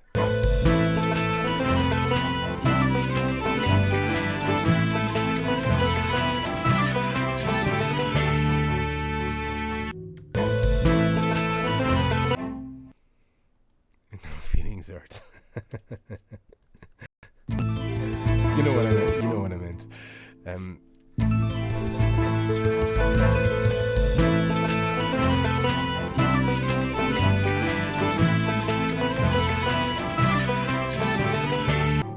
Yeah, and we killed that Baron. I don't think we need that Baron at all. It was somewhere here. I think it's too distracting.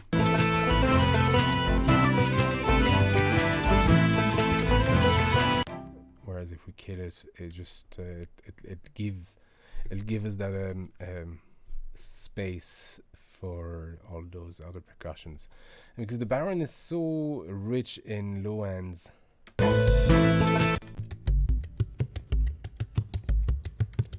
Well, and everything else is, in the mix, then we lose that space in the benefit of the Baron, but we lose that space for all of these. So I think by killing the Baron, but introducing it in the beginning, it feels like it continues.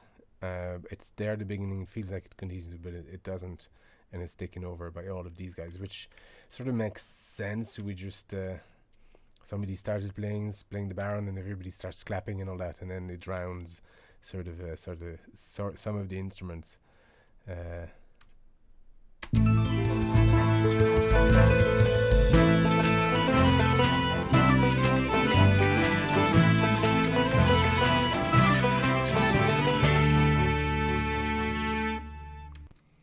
Really like the technique for playing the Baron is really cool too. Yeah, it's a cool little instrument. There's a guy called John Joe Kelly, who played with a band called Fluke, and the Baron has been through so many iterations of tradition and styles of playing.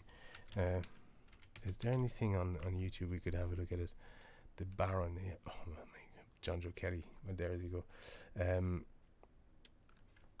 This is old style Baron playing. So you'd play it with one of these guys. It's a double-ended sort of a stick, and typically you'd let me get a Baron.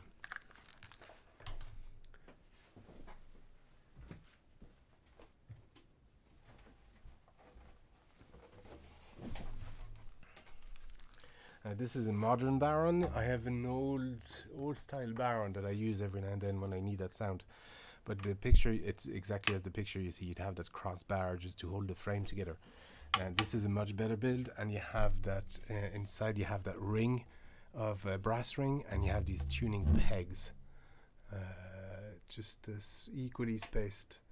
You can see the Allen key there in between, but you have these tuning pegs that work with the Allen key, so you can actually just tighten the string.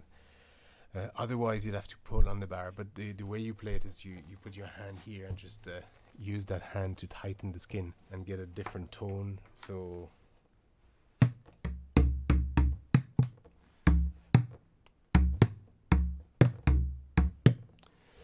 and essentially it's the idea. So this is the old style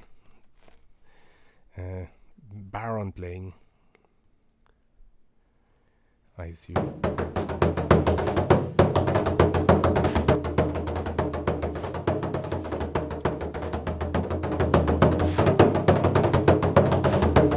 There's nothing sexy about that, but that's the way it was played traditionally. And then people started using sticks like that, just thinner sticks. And this one has a split in it. You can see that. So it would create that sort of. So this and has no split. So it would create those. That same type of sound, but this was much more interesting because it created those, introduced all those high ends in the Baron.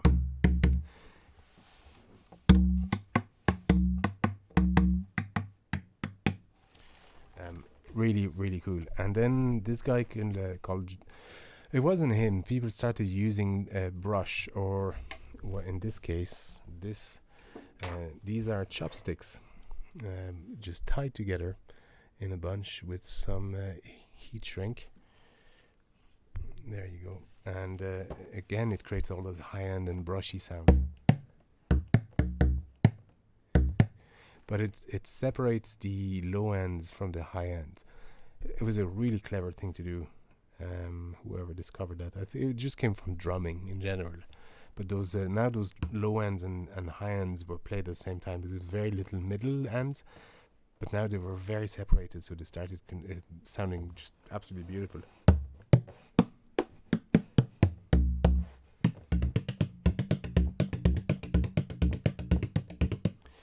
And then people started using just finer and finer,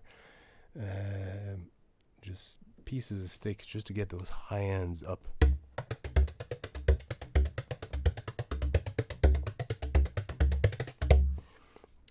Another thing people were doing traditionally was to do triplets by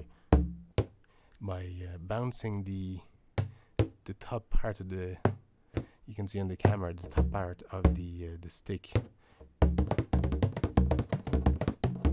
So they were getting those triplets like that. I can just about do them.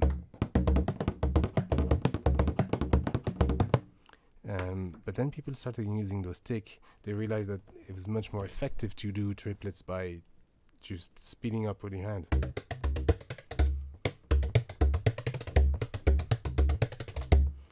Stuff like that. So a guy called John Joe Kelly started developing this whole style. He wasn't the founder of it, but he was just the guy that just brought that to the scene, really, the mainstream of Irish music, if you will. Actually, here he's using a standard stick. I'm just trying to...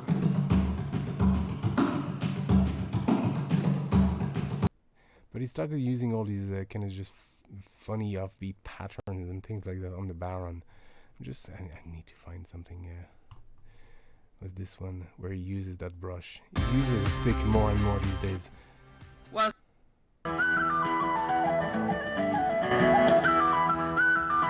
yeah, that's a stick he uses there.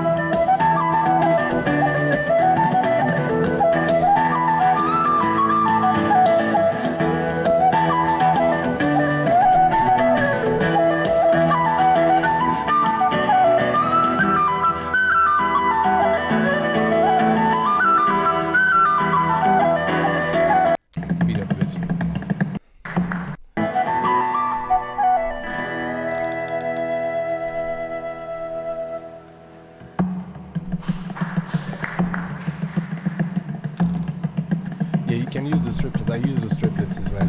That same hand technique is useful on strumming. Absolutely. It's the same sort of pattern, really, or beat or technique. So here he's actually using traditional triplets techniques, and then he uses bows, and then he was quite the wizard, or he still is. But he was the first one to do stuff like that.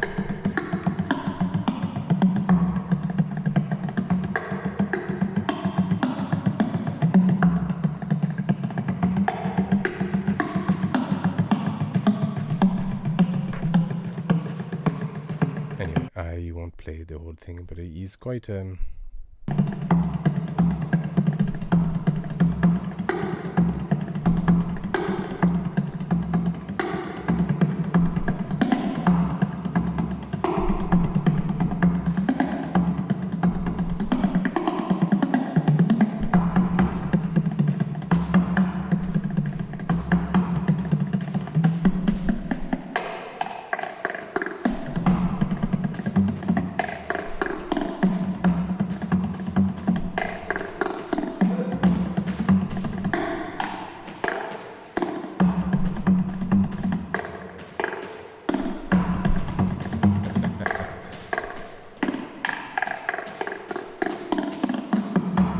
making the stick just bounce off the drum.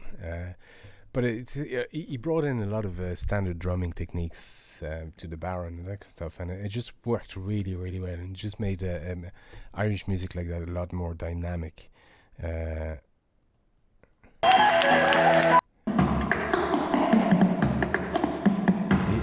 that's something I do sometimes in my cover. He changes the way he's holding the stick, and just use that as if it was a snare drum.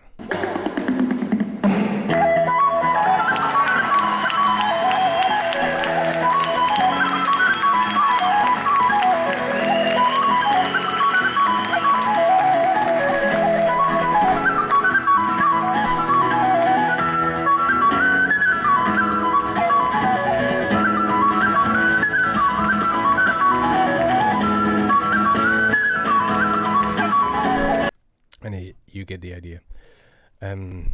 So going back to here, now that we've had a chance to listen to something else, it's usually good, and then you go back to what you were doing, and if it still sounds okay.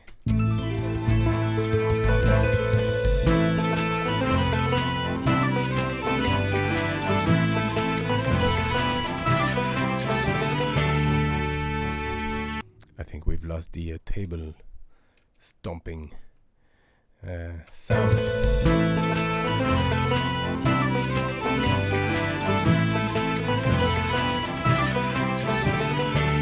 Just brought brought it back up a little bit in the mix.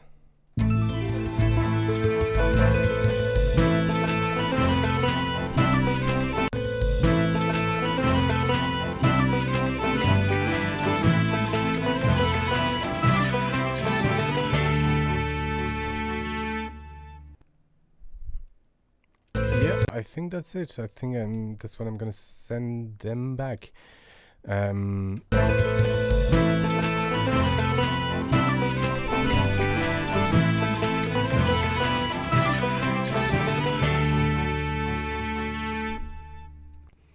Yeah, I think that's what I'm gonna send them.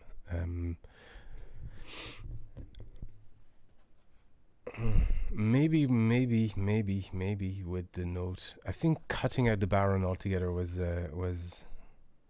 really what worked here. I think it was just too distracting. You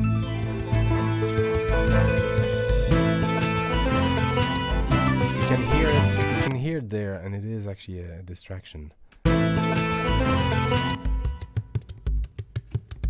Actually, you can hear those triplets here. Right here, you can actually see them. Da da da. Is it a nerdy thing? I love seeing stuff like that. And I probably did it without realizing I was doing it.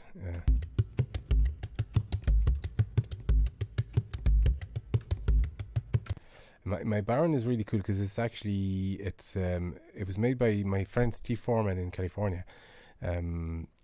And Steve Foreman was a studio engineer, guru, and guy who taught me a lot of stuff about soundscapes and music and just creating sounds in general. But he also made percussions, his own percussions and his own tools, and passed that on.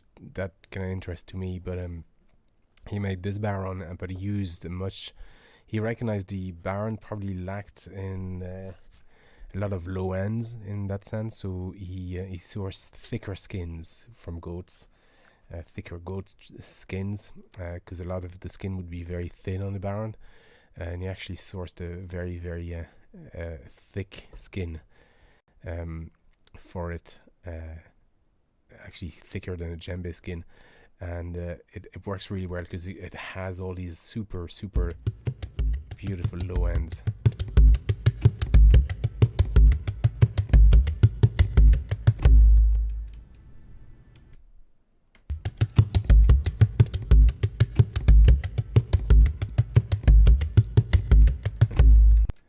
Kind of low in the mix here, but I think killing it breaks my heart, but I think we have to kill it here. Just let it rise in the intro. Actually, I'm way off beat at the start, but do I catch up at some point? And then, no, I'm late here. Maybe that's why my playing was just this. Actually, you know what? This was meant to be a placeholder again. Should be here. Oh, it's all over the place. That was very poor playing because I'm late all throughout. Can I just pull this back a little bit?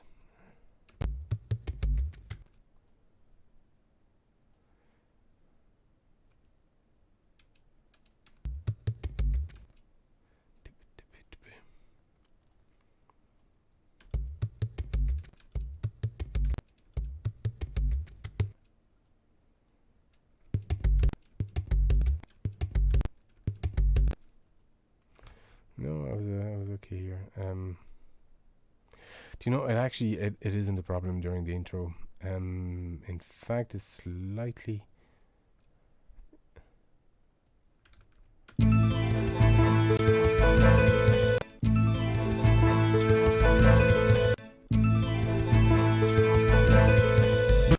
Yeah, I think it's okay.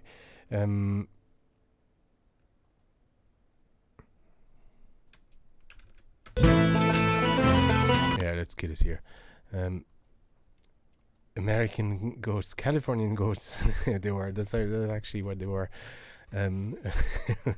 Obesity everywhere. But I think it's just they're hardier goats, and because they have to deal with all that heat and for protection and all that. So could be wrong. It's just a different type. You use a special breed of goats that had a thicker skin and kind of proper thick Californian goats. And I think it works really well because it has this very, very smooth, almost round. You can see the roundness of the low end here, and then you get those super high ends whenever I do the brush, but the low ends are super round. It's almost like a sine wave, like almost. But yeah, you can see it. Like, look at that. I mean, how beautiful is that curve? And that's from a percussion. You know, percussions are square, as you can see here. You get all these squares and just jagged stuff. But this Baron is there's a beautiful quality to this Baron, and yeah, I'm really fond of it. Look at that. How beautiful is that? That curve. Anyway,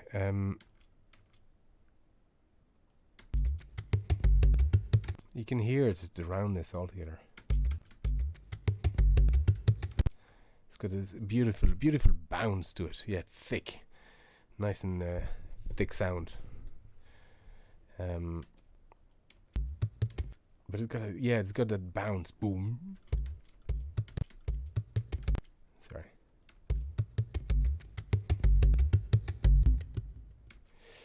There you go, folks. I think my goal is achieved tonight. That's what I wanted to do, just bring those percussions tighter and just find something that worked. So next, well, I'm going to submit this first. I want to finish this part and make sure they like it.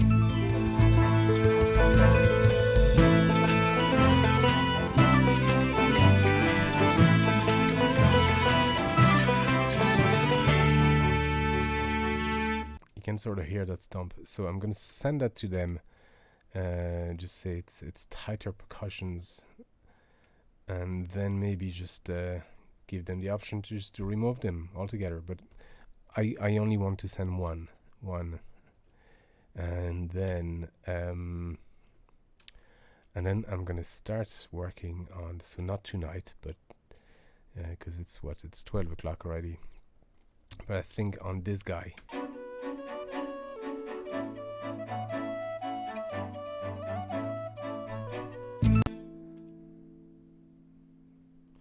Why are you looping back?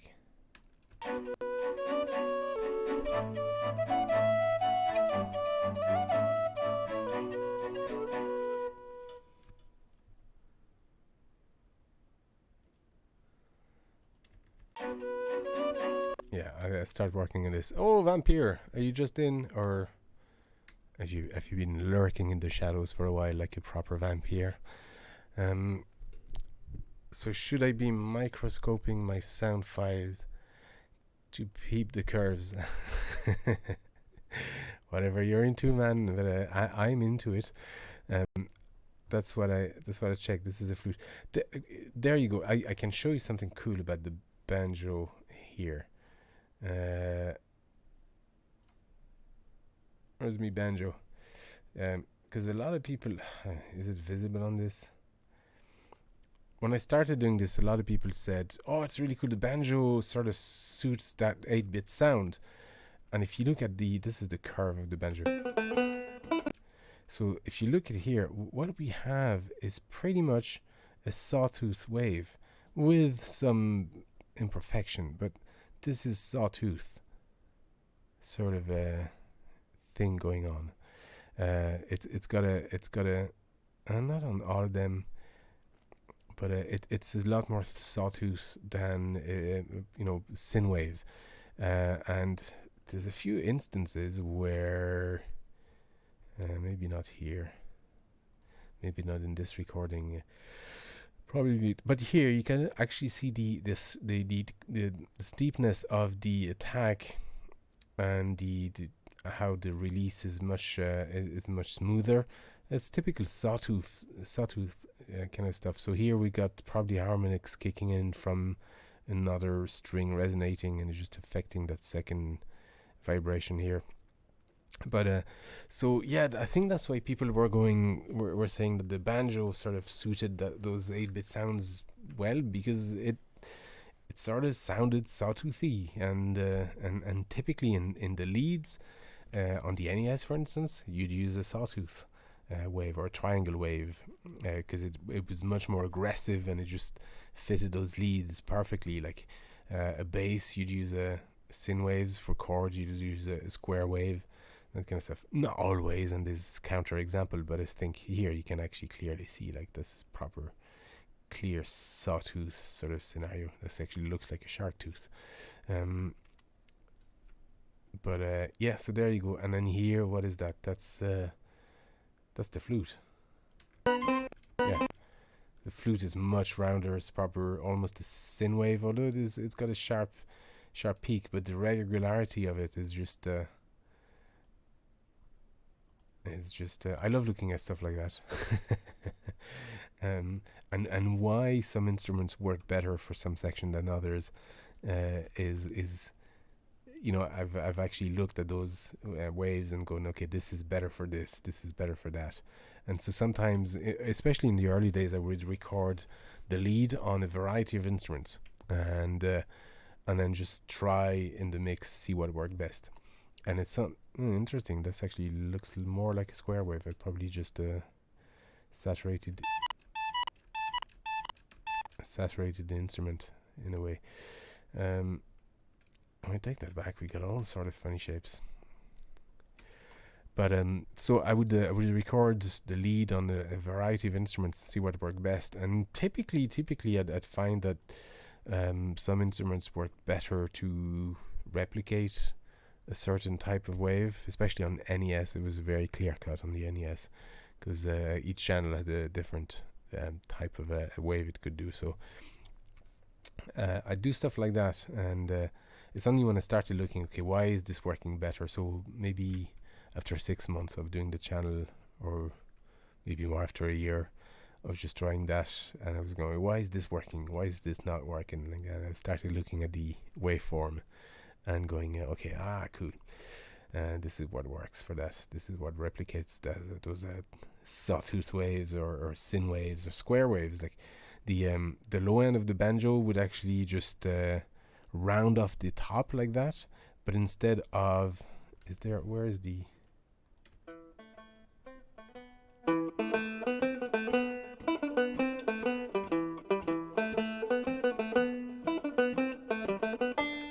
I don't have any low notes here on the lower notes, but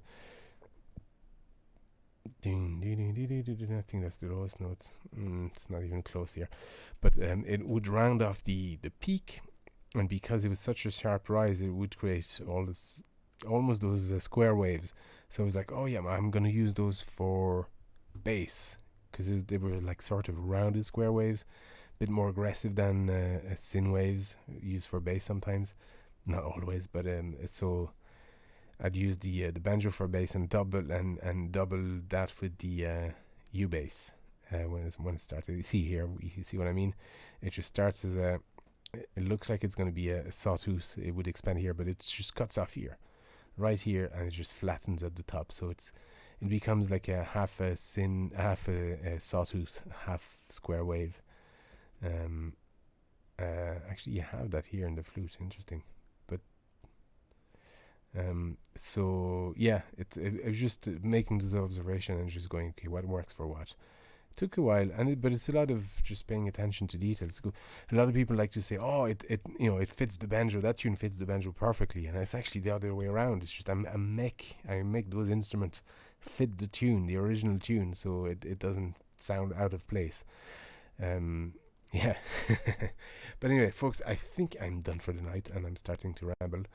And it's not just because I'm old, it's because it's late.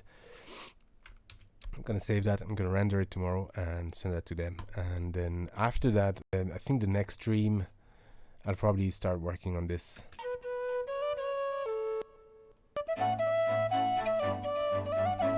Whatever this is.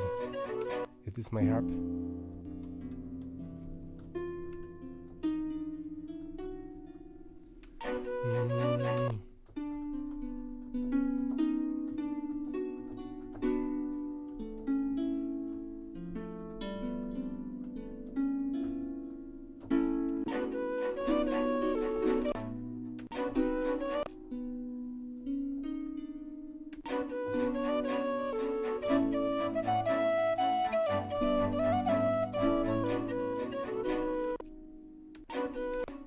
major or minor on the end?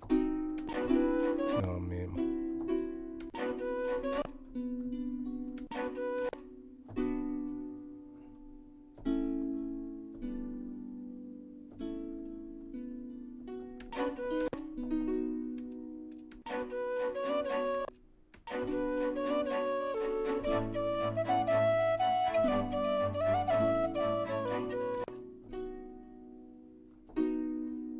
Oh, no, at the end we need a major chord. Yeah, I did that trick for the intro, but I think for the end we just need it.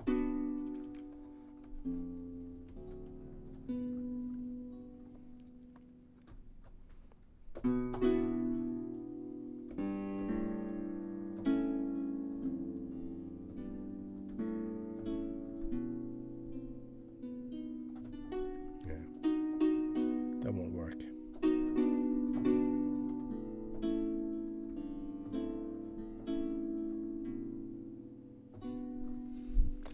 Anyway, it's too late for that kind of stuff.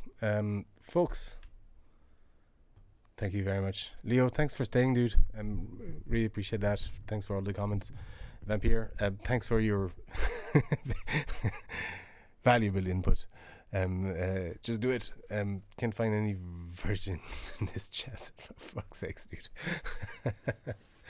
But thanks for dropping by, dude. Everybody, really appreciate you staying for that long. I don't know if I'll stream tomorrow. I'll see. It's day-to-day basis here, but do check the last cover, and yeah, don't run with scissors, folks. Have a good night.